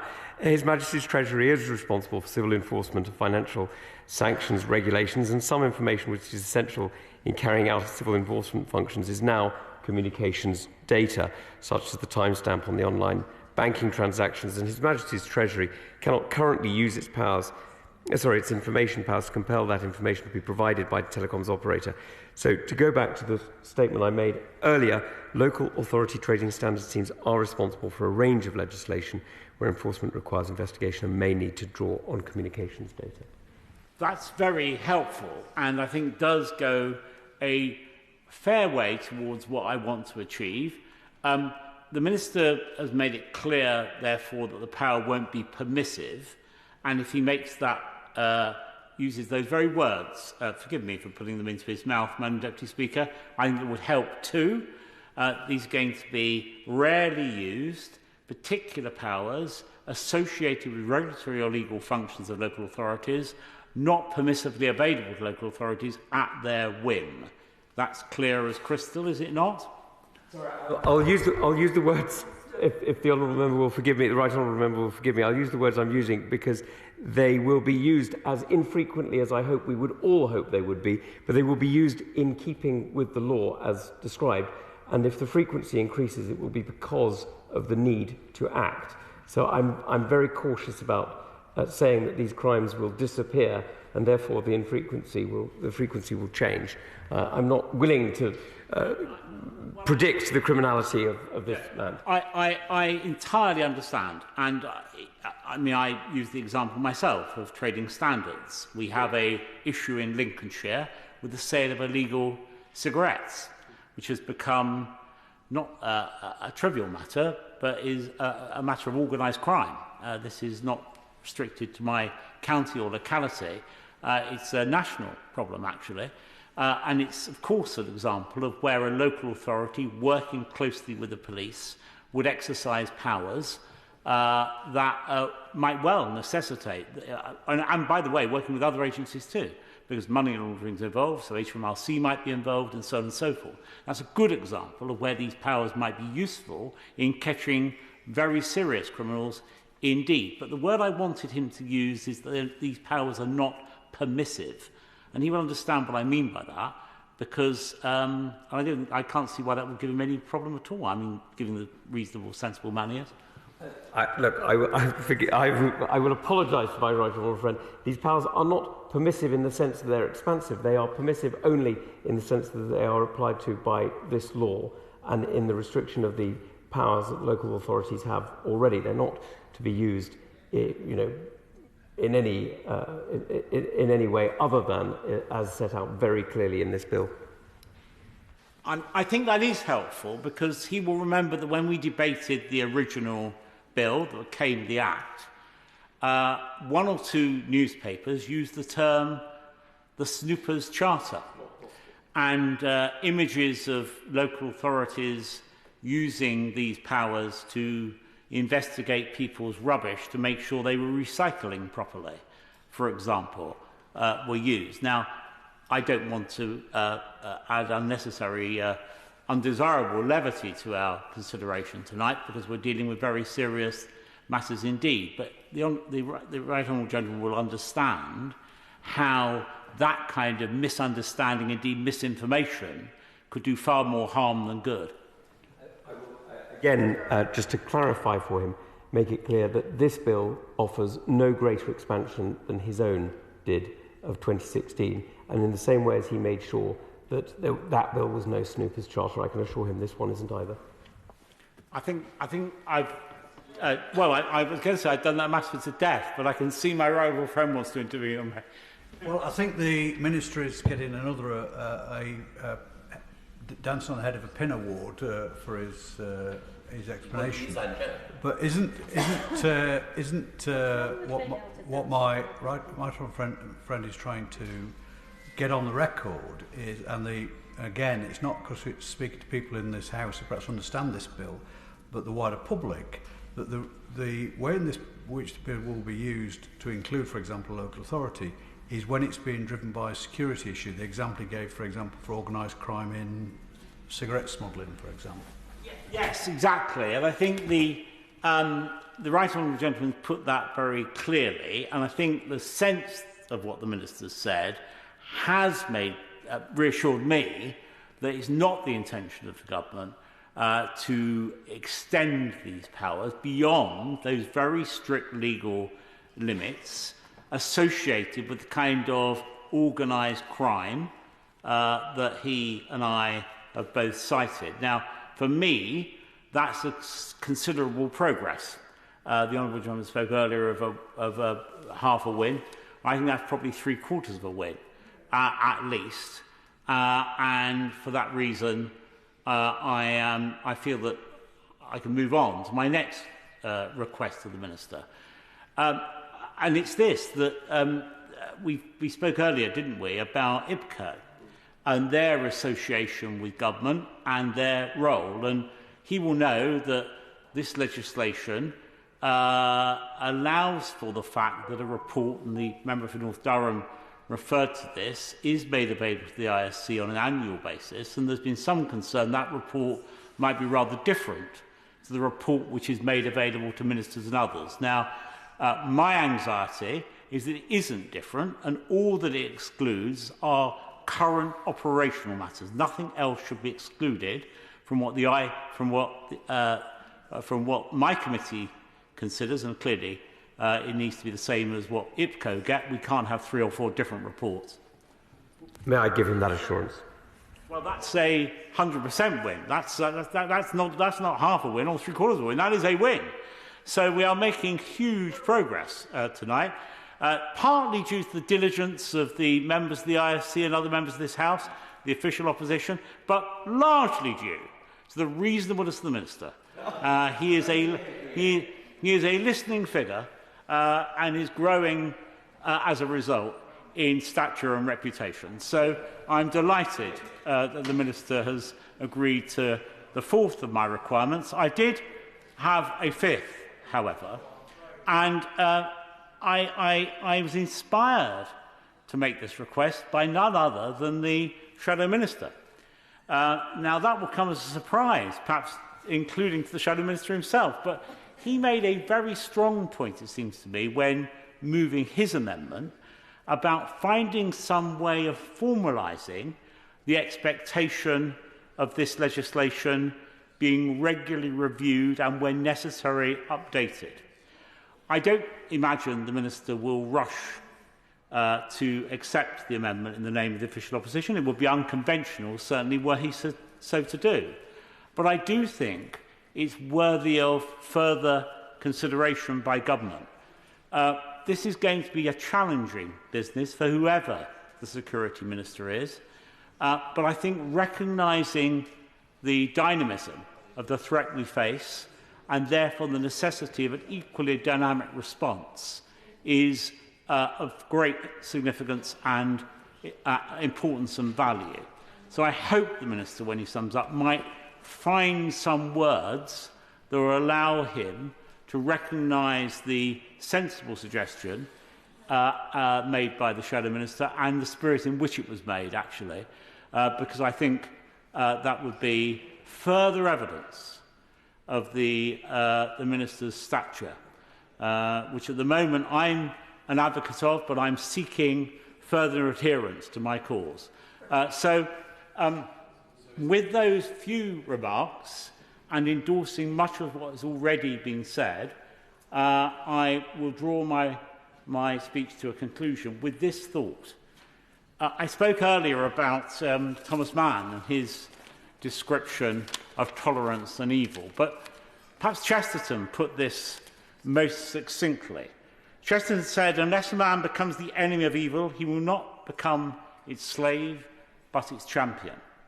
Every time that we have doubt and fear, when facing these wicked people that seek to do us harm, that took the lives of our dear colleagues, we give them solace.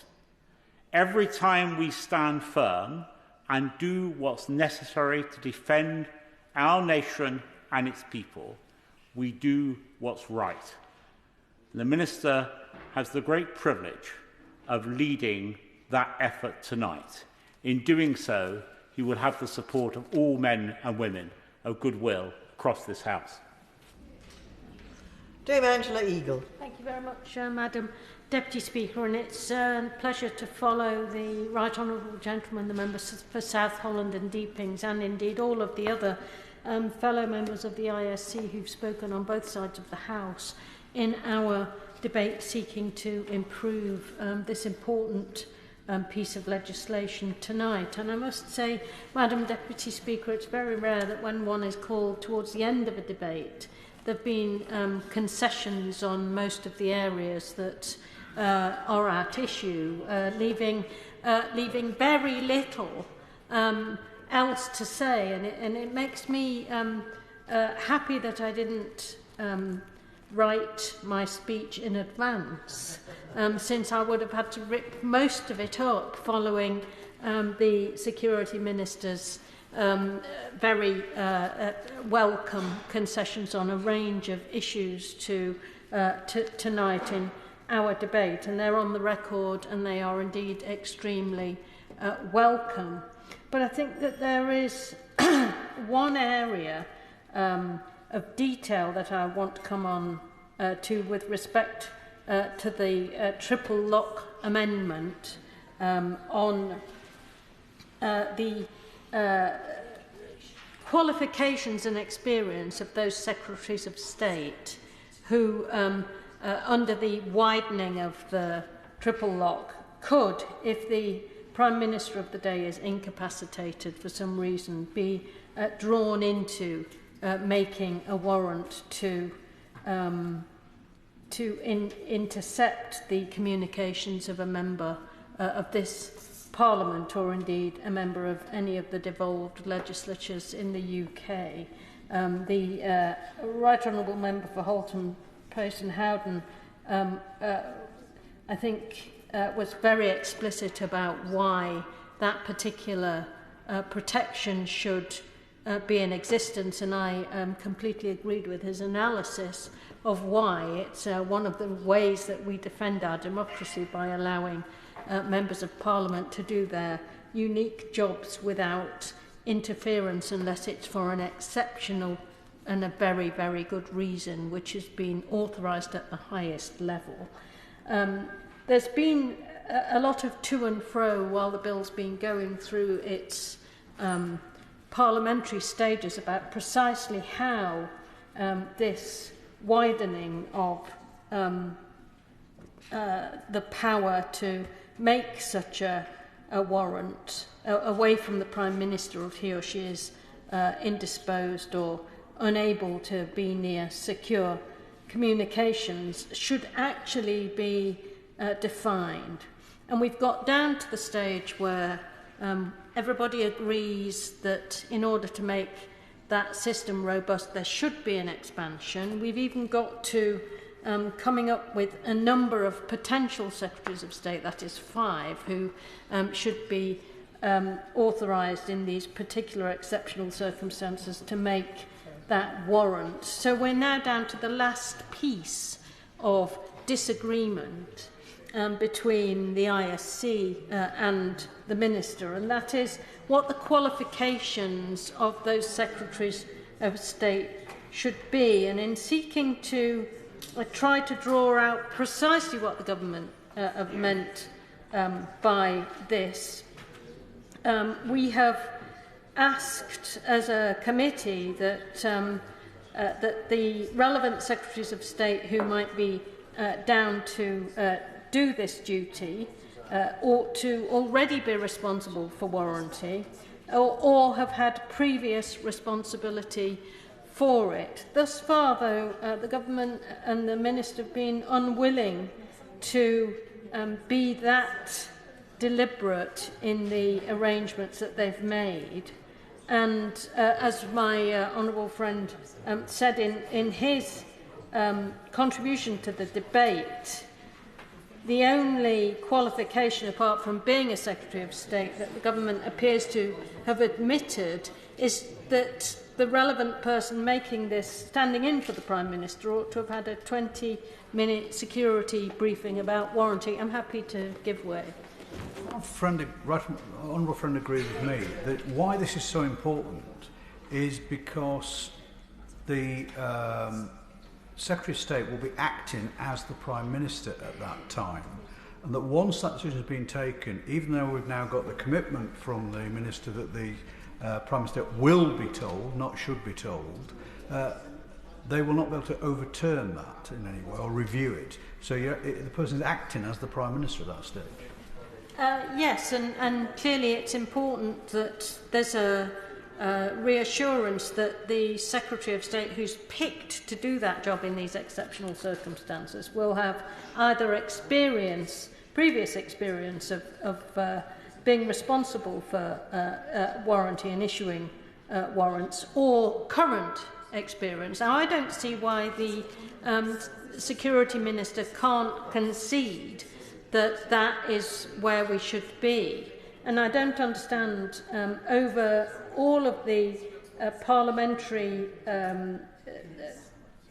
time that has been spent on this bill, why the government haven't been able to give us that assurance, which just shores up the important nature of the commitment in this widening of the triple lock. Now, clearly the Minister's decision, very welcome decision, to make the concession on the second amendment, as my right honourable friend, the member from North Durham, has just pointed out, strengthens the situation, because that means that the Prime Minister will have to be notified of such a warrant. But he is also correct in pointing out that that cannot be rescinded if it's already been granted. And therefore I gently ask the Security Minister if he wouldn't take the opportunity in responding to the debate to give the ISE members and the public that we all represent the reassurance that the Secretaries of State who may have this power delegated to them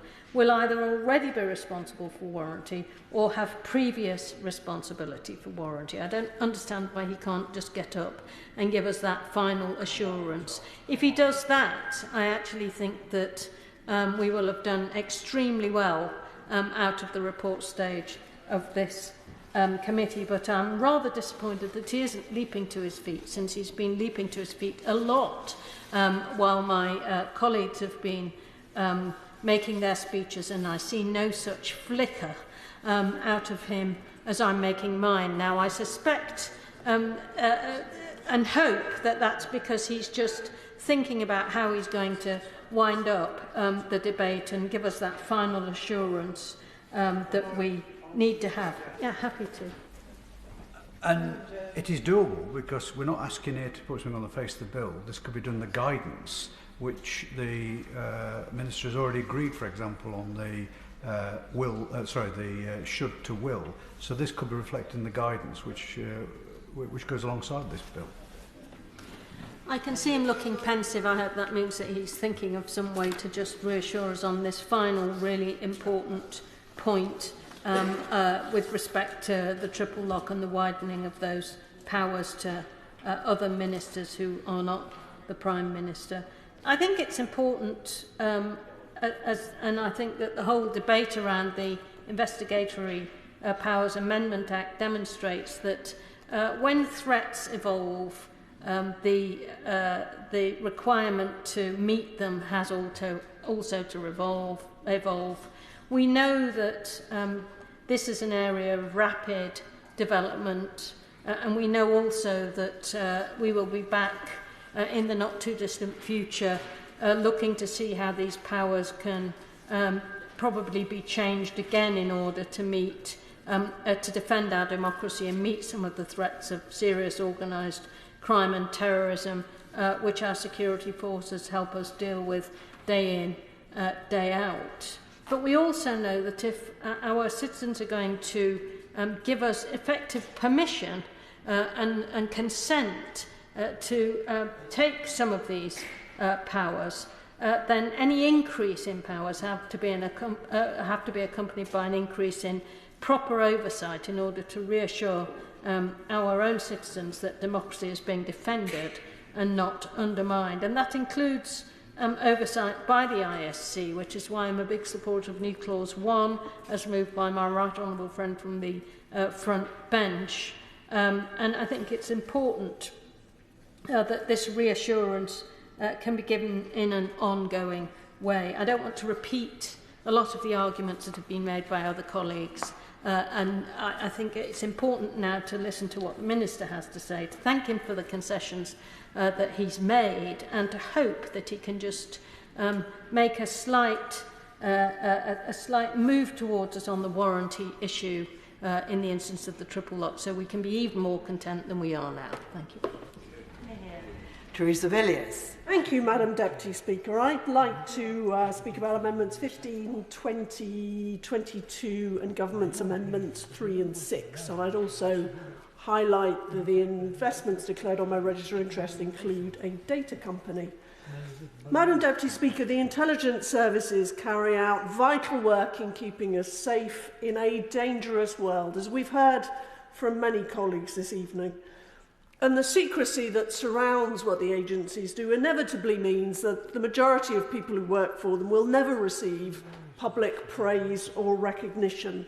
So I want to take this opportunity to thank them for their brave and dedicated efforts on our behalf.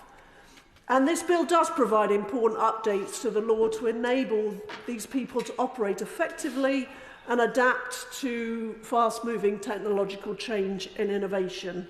This kind of update to legislation is going to be essential again and again in the years to come to enable our intelligence services to keep ahead of those who would seek to do us harm.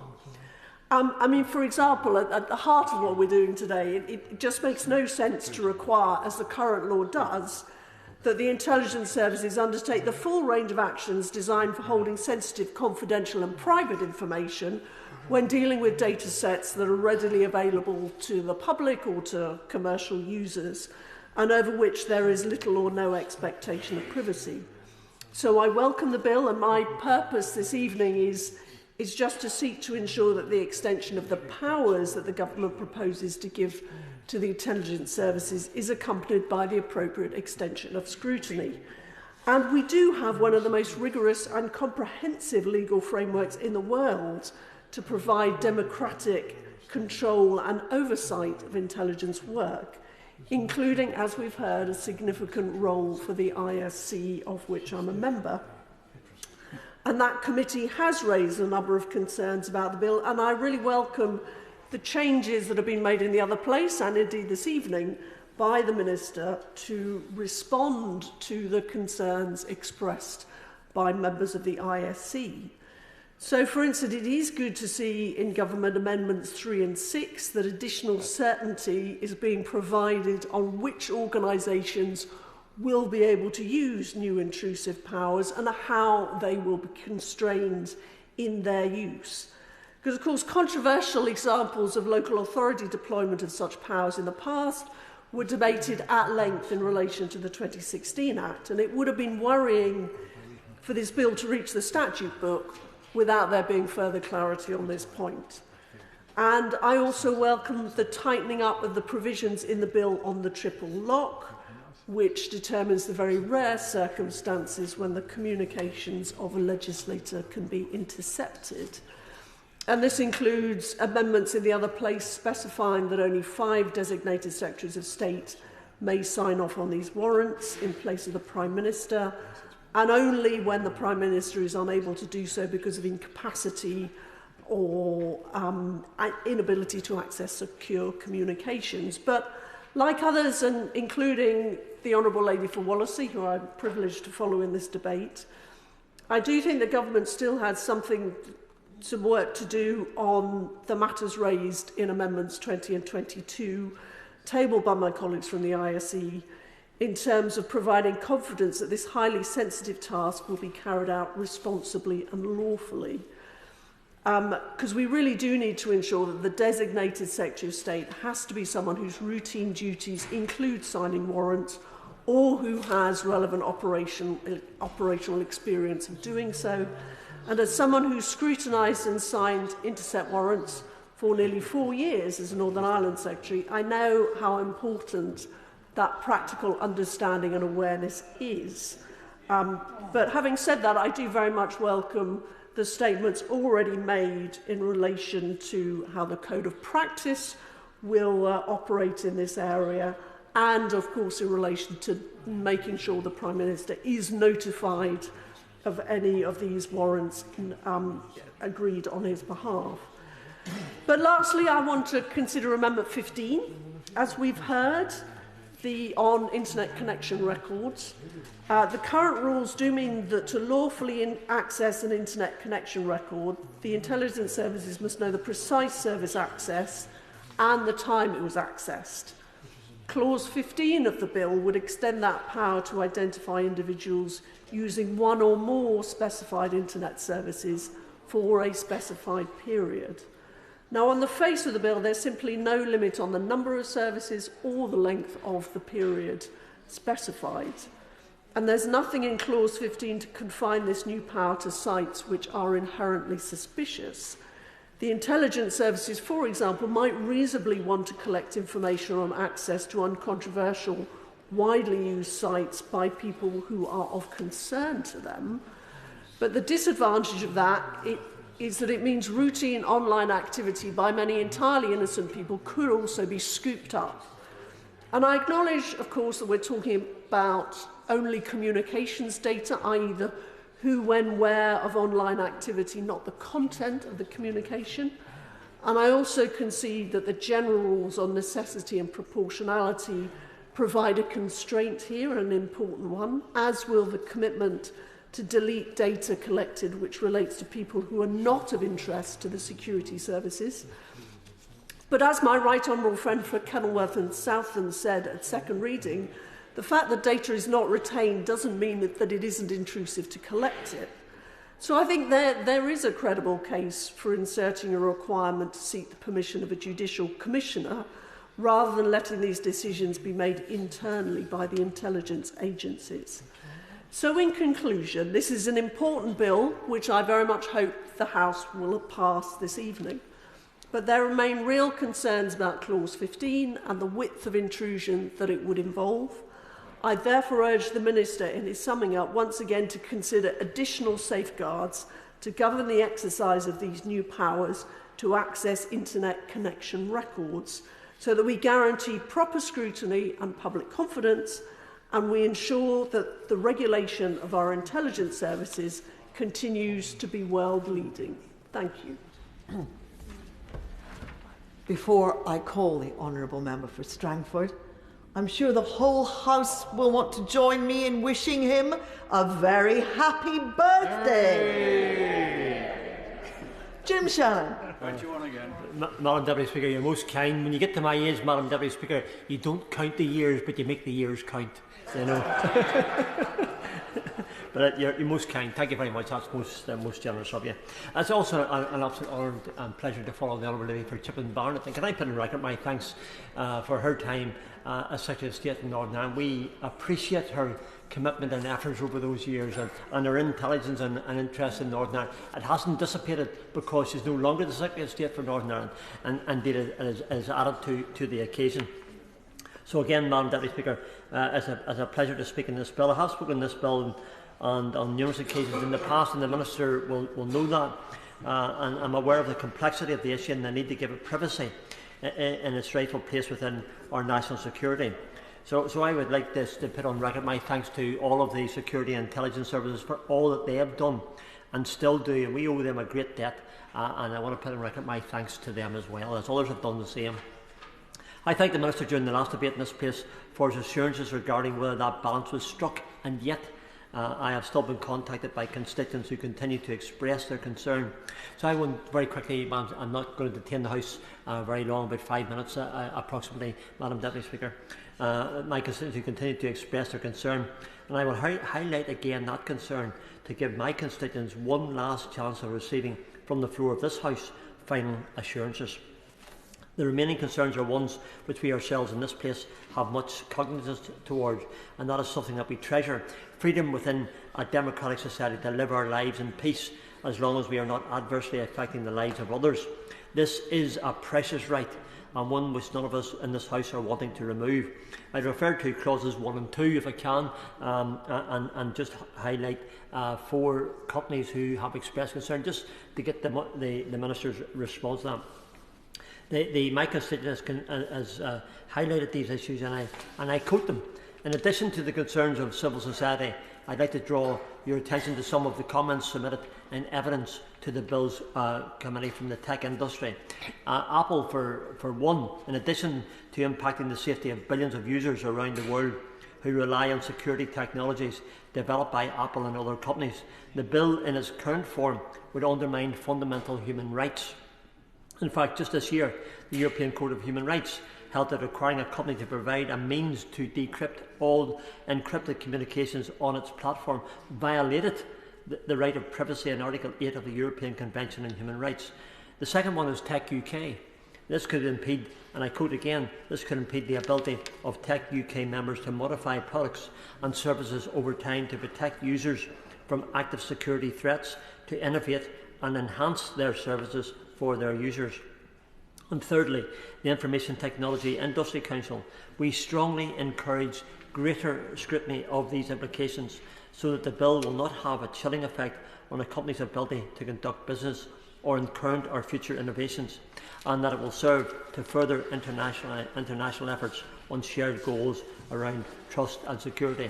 And fourthly and lastly, the Computer and Communications Industry Association. Over time, this will push tech firms to refocus product development away from addressing the priorities of UK consumers towards government demands for access. The obstacles and the new regime creates will be a drag on innovation and therefore undermine the quality of digital services on offer. I'm very happy to the absolutely yes. I'm listening carefully to the Honourable Gentleman's speech, not least because it's his birthday. And I just put this to him in this fashion. I think the public have as much to fear from those kind of corporate organisations as they do from any democratically elected government. I'm much more concerned about the way they gather and sell data, and dealing with this matter of expectation. The vast majority of people don't know they're doing it. So I want to see, rather than a more permissive attitude to those organisations, a rather less permissive one. I thank the Right Honourable Gentleman for his intervention, and yes, I share those concerns as well, but I wish to put on record my concern for my constituents in relation to how they interpret the changes and how it will affect people. And the last sentence of that quotation: they could risk deterring investment in improving services for UK consumers and contribute to a sense that the UK is not a safe market in which to invest. Those are the 4 tech companies. The questions are on record. I put them in Hansard, and perhaps the Minister would be able to give me an answer. I asked the Minister to outline what mitigations are in place for these matters that I've mentioned, the 4 companies, to secure these tech industries' place within the fabric of our lives in the United Kingdom. I'm very pleased, Minister, by the way, that you've accepted that Amendment 23 from the Honourable Gentleman for North Durham. We were, as a party, were of a mind to support his amendment if it was put before the House tonight. Because it's been accepted, and the Right Honourable Member has indicated that, then we will not have to support the Honourable Member when he puts the amendment forward. I will end by just making one comment, if I can, Madam Deputy Speaker, that whilst being aware of valid concerns, I am also aware of the need. The Minister knows better than most in this House, because he's a gallant Minister. He served in Northern Ireland. He understands the implications for us in Northern Ireland and the lives that we have led, and I've led for some years as a part-time soldier, as I was in the Ulster Defence Regiment, and also in the Territorial Army for 14.5 years. And for the record, I've been a recipient of how security intelligence can save lives. The reason why I'm here today, Madam Deputy Speaker, is because of intelligence. It's because that they found out what the IRA's intentions were. That's a fact. And that's not just myself. That's other honourable and gallant members in this House who the Intelligence Service have saved lives over the years as well. I have many friends who have served and are alive today because of the Intelligence Service, of the Security Service. I have many, many other friends who unfortunately aren't alive today, and I remember them as well, so I do. So when it comes to the we must remember this is the whole objective of this bill, to keep us safe, to keep us secure, and to make sure that our lives with our families can continue. So I do hope that the balance has been struck as the Minister has outlined, because freedom is a prize worthy of getting it right. I know the Minister wants to get it right. I want it right. Madam Deputy Speaker, you want it right as well. Let's get it right tonight. Thank you. Minister Tom Tugendhat. Thank you very much, Madam Deputy Speaker. And I know honourable and right honourable members will be delighted to hear that, having answered colleagues as we went along, I have only a very few short words to conclude. I know how to keep them happy, Madam Deputy Speaker. The only thing I wish to add from our own element is on Clause 14, Amendments 3, 4, 5 and 6, which concern the restoration of specified public authorities' general information powers to secure the disclosure of communications data from a telecommunications operator by compulsion. And in this I pay tribute and thanks to my right honourable friend, the member for South Holland and the Deepings. Now, as members, I hope, will have noticed, I have listened very carefully to members from across this House, and I believe that this bill has been pulled together carefully alongside the Intelligence and Security Committee. And so it's a slight shame I can't thank him in person, but the right honourable member for New Forest East, I think it is, who is sadly at a funeral today, has been important in contributing and leading the engagement, which I've had the advantage of in preparing this bill. May I just quickly touch on one or 2 points? The honourable member for Kenilworth spoke about the point of notices, and it's important to note that these notices do not block innovation. They do not stop a technical patch. They do not infringe on the ability of companies to update their systems. All that they do is they make sure that the existing level of access has to remain while that is being looked at. And that, I think, is a reasonable element in order to ensure that the British people are kept safe by the British law enforcement authorities. I understand what my right honourable friend is saying, but he would accept that the practical consequence of the issuing of such a notice is that the development of the product about which there is expressed concern has to stop. Therefore, the infringement on commercial liberty in practice is exactly what I've described, is it not? If he'll forgive me, and I will be able to discuss this in a more secure environment, but only to say not necessarily so. And I'll be able to describe why that is so in a different environment. But if you'll forgive me, I can't do it here. On the other points that were raised, if I may,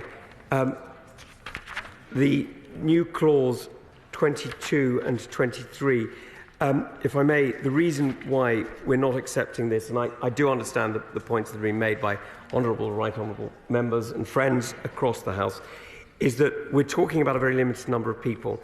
You already have one Secretary of State used to do the initial request. The second person on the triple lock is obviously the Judicial Commissioner, so a judge. The third, therefore, has to be one of the 4 Secretaries of State left, and therefore it is important that we make sure that it's somebody who the Prime Minister has confidence in, given that we're about to have a new government, I hope a new Conservative government, but still a new government. It is possible that there will be an entirely new cabinet and that the routine explanation will not be satisfactory. And as routine duties does not have a legal clarity, we're not going to be using those. Given that we've discussed it an awful lot, I hope he'll very briefly. I'm just sorry, he's used this argument before. It's complete nonsense, isn't it? Because, you know, we talked about exceptional circumstances. He's used this argument before about new Secretaries of State. It wouldn't happen on day one unless the Prime Minister was suddenly got COVID or indisposable. So by the time that this came in, you would have those 4 people, those 3 people anyway. So I've got to say, I think his argument is pretty weak. Okay, well, look, the honourable member has made his point and I have made mine. I'm afraid I'm going to leave it there rather than continue with this. But just to say that I think that the ways in which that we have been able to engage in this has been incredibly supportive and helpful. Now, on the removal of Clause 15 from the bill, that would prevent the intelligence agencies and the National Crime Agency from detecting some national security and serious crime threats and those intent on committing child sexual exploitation and abuse. Given the robust oversight of the regime in general, and the ICRs, the Internet Connection Records in particular, we simply don't believe that this is in the best interest of the British public, and removal would only benefit those who threaten our safety and serve to make the work of the intelligence agencies and the NCA significantly harder as they seek to protect us and bring paedophiles to justice. The Investigatory Powers Commissioner already has the necessary powers to inspect and report on all parts of the CD regime, and if the Investigatory Powers Commissioner wishes to focus attention on Condition D of the Internet Connection Records, they already have the power to. And with those clarifications, Madam Deputy Speaker, I beg to move the bill. Thank you. The question is that new clause 1 be read a second time. As members of that opinion say aye. Aye. Of the contrary, no. No. Division. Clear the lobby.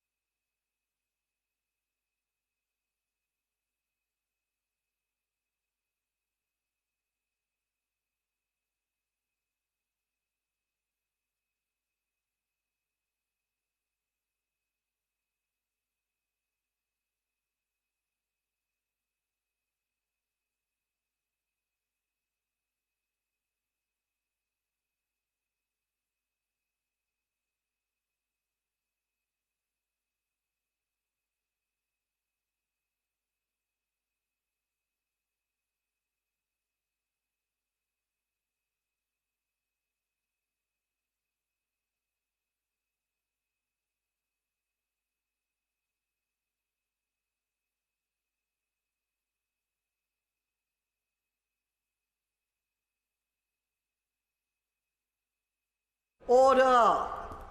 The question is that new clause 1 be read a second time. As members of that opinion say aye. Aye. Of the contrary, no. No. Tell us for the ayes, Mary Glindon and Colleen Fletcher. Tell us for the noes, Gagan Mohindra and Suzanne Well.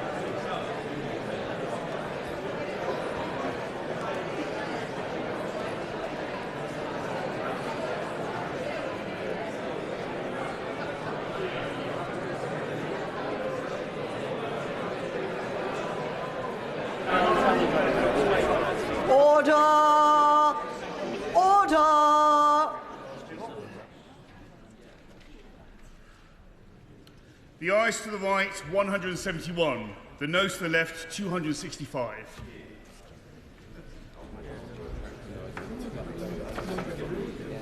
Thank you. The ayes to the right, 171. The noes to the left, 265. So the noes have it, the noes have it. Unlock. New clause 2 has been selected for separate decision. I call Dan Jarvis to move new clause 2 formally. To move formally. Requirement for the Secretary of State to publish an annual report on technology-enabled serious and organised crime and technology-enabled threats to national security. The question is that new clause 2 be read a second time. As many as that opinion say aye. Aye. Of the contrary, no. Division. Clear the lobby.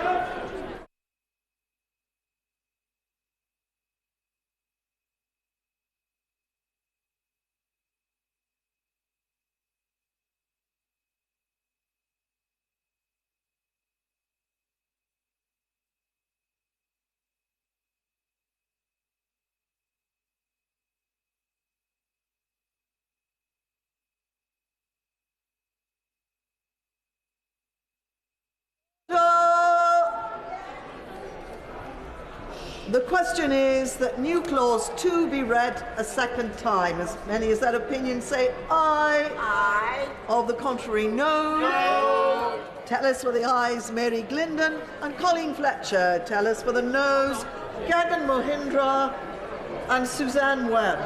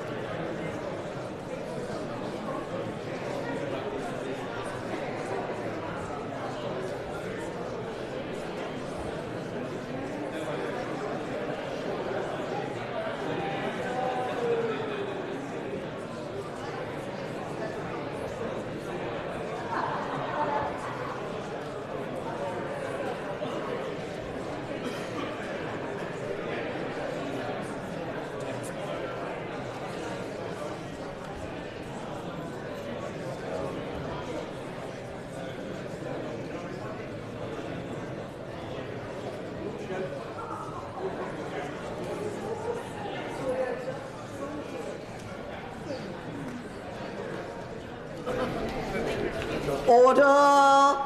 Order!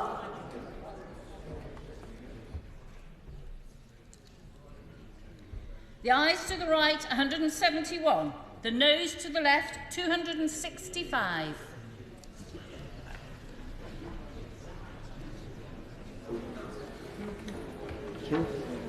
The ayes to the right, 171. The noes to the left, 265. So the noes have it, the noes have it. Unlock. Amendment 7 has been selected for separate decision. I call Stuart McDonald to move the amendment formally. The question is that Amendment 7 be made. As may as that opinion say aye. Aye. Of the contrary, no.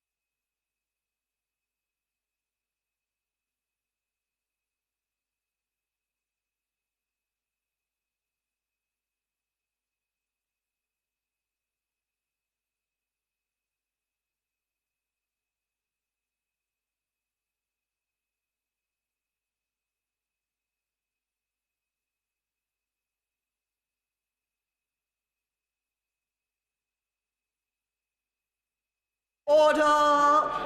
The question is that Amendment 7 be made. As may as that opinion say aye. Aye. Of the contrary, no. No. No, it's all right. Just a quiet no is enough. Thank you very much. Tellers for the ayes, Peter Grant and Kirsty Blackman. Tellers for the noes, Gagan Mohindra and Suzanne Wells.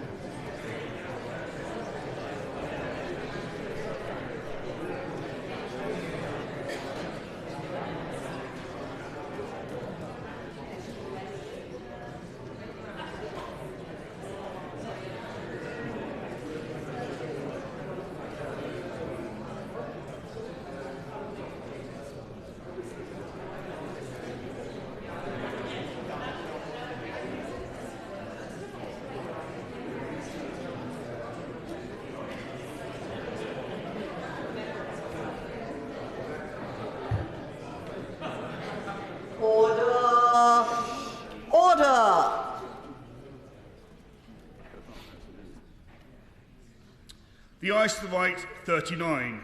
The noes to the left, 257.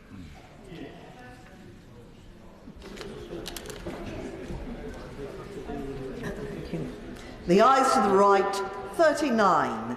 The noes to the left, 257. So the noes have it. The noes have it. Unlock. Under the order of the House of 19th February, I must now put the questions necessary to bring proceedings on consideration to a conclusion. And so we come to Government Amendments 3 to 6. I call the Minister to move the amendments formally. Formally. The question is, the Government Amendments 3 to 6 be made. As many as that opinion say aye. Aye. Of the contrary, no. I think the ayes have it. The ayes have it. Consideration completed. Third reading? No. Minister to move third reading. Thank you, Madam Deputy Speaker, and I would just like to pay huge tribute to all contributions from across this House, but particularly to my honourable friend, the member for North Cornwall, who whipped this through in exemplary fashion, and will be delighted that he did not have to take a minister's place in a bill for the first time since I've been appointed. He will also be very grateful, along with me, to Lord Sharp in the other place, who has led on this bill brilliantly and has taken us through with exemplary speed. May I also thank my right honourable friend, the honourable member for Barnsley Central, who has been a great friend for many years and has now indeed completed a piece of legislation together which really does bring us that bit closer. And may I also say an enormous thanks to Phoebe, Finton, Francesca, James, Emma, Lucy ×2, Megan, Sophie and Tom Ball, whose exemplary work in the Bill Committee has been quite fantastic. And with that, Madam Deputy Speaker, I beg to move. The question is that the bill be now read the third time. Kevan Jones. Can I say that it's gratifying that we've actually got this piece of legislation on the statute, we're going to get it on the statute books, because it is going to give our security services the necessary powers and to keep us all safe. Can I add my thanks to the committee staff on the committee, which I and other members sat on. Can I also add with the Minister the thanks to the civil servants I've engaged with throughout the passage of this bill. Can I also thank my right honourable friend from Barnsley for his engagement on this bill. I said earlier on the right honourable member, the member for New Forest East, would like to have been here today and has been an integral part of not just the speaking of this bill before, but also his work on the IEC. Unfortunately, as I said earlier on to the House, he's at the funeral of Lord McCormack, which I think the House would understand those reasonings. In terms of the bill, as I said, it will improve our abilities. The member for who speaks on behalf of the government, the Minister, would also like to put on record, I think, his thanks to the ISC, which he forgot. It might have been a painful process at times, but can I just give him some advice possibly in future? If he wants to avoid keeping his colleagues here on a Monday night, he may well have actually been able to solve some of these issues earlier on in our discussions. The right one is impossible from central tradition, but he actually agreed to the amendments we put forward. These could, well, he said he was from a central tradition, always going to. If he'd done it last week, we perhaps could have a very short bill discussions tonight. Yes for an answer. Well, some of us do, but if they'd been agreed to last week, we could have quite a shorter debate today, and his colleagues wouldn't have been kept here so long. But can I finally finish by saying this? The biggest thanks we need to give is to the men and women of our security services, who, as the Minister said in his contribution early on, don't get any recognition publicly, but they do their work day in, day out, some in very dangerous circumstances, to keep us all safe. Stuart McDonald. Thank you very much indeed, Madam Deputy Speaker. Can I also thank colleagues who have taken part in proceedings both today and committee stage and before, especially members of the ISC their expertise really does benefit our scrutiny processes. I also thank all the various organisations that have provided written evidence and briefings, both in support of and opposition to the bill. And finally, can I also thank the committee staff and the clerks of the House for helping us through what has in some ways been quite a technical bill. Madam Speaker, the 2016 Act set out a detailed framework for use of investigatory powers. The existence of such a legislative framework was welcome, as were some aspects of the framework itself.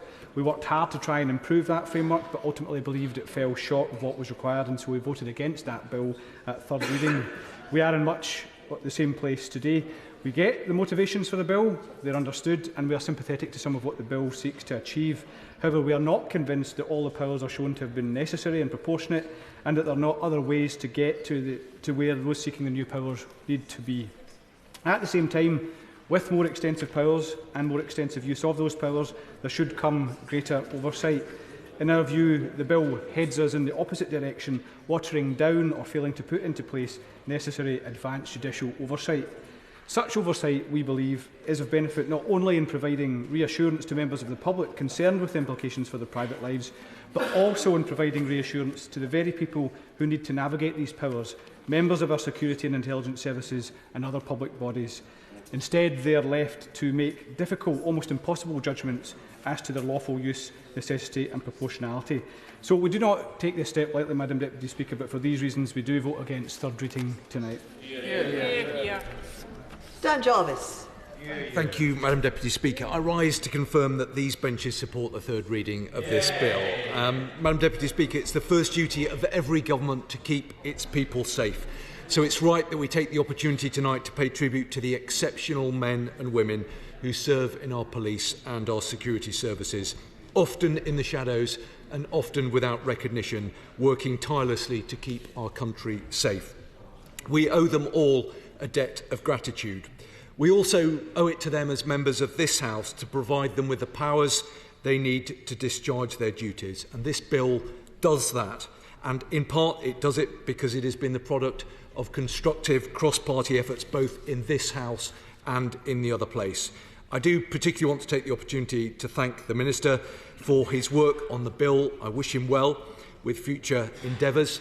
I also want to take the opportunity to thank the SNP and all of those members who've contributed to this process, particularly those members of the ISC, who I think have made an outstanding contribution to proceedings. I also want to take the opportunity, I'm sure, on behalf of the whole House, to express our thanks to the civil servants working in the Home Office who've done an exceptional job, as have the clerks of this House, who worked very hard on what is, after all, a technical bill. Madam Deputy Speaker, it is always welcome when collegiate cross-party working takes place in this House, and I'm very grateful that on this occasion we've been able to work together on getting this important bill right. Thank you. Thank you. The question is that the bill be now read the third time. As members of that opinion say aye. Aye. Of the contrary, no. Clear the lobby.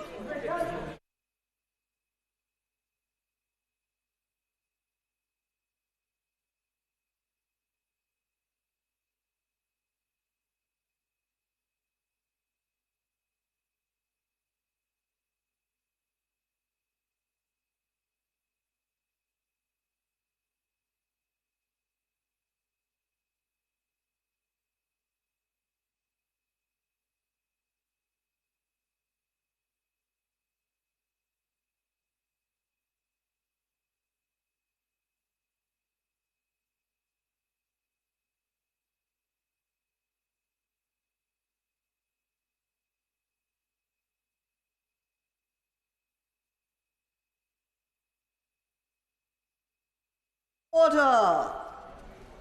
The question is that the bill be now read the third time. As members of that opinion say aye. Aye. Of the contrary, no. Tellers for the ayes, Gagan Mohindra and Suzanne Webb. Tellers for the noes, Peter Grant and Kirsty Blackburn.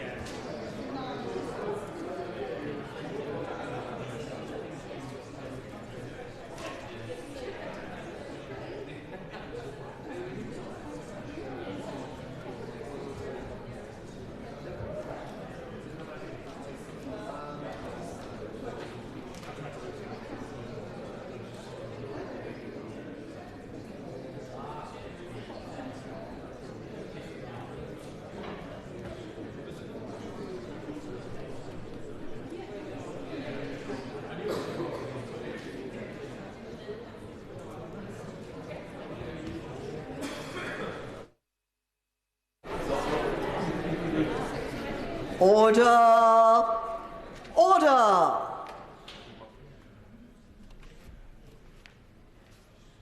The ayes to the right, 257. The noes to the left, 38.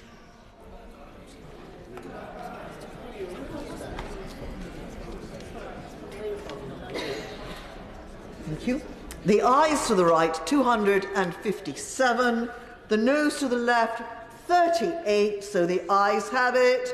The ayes have it. A lock. And that concludes proceedings on the bill.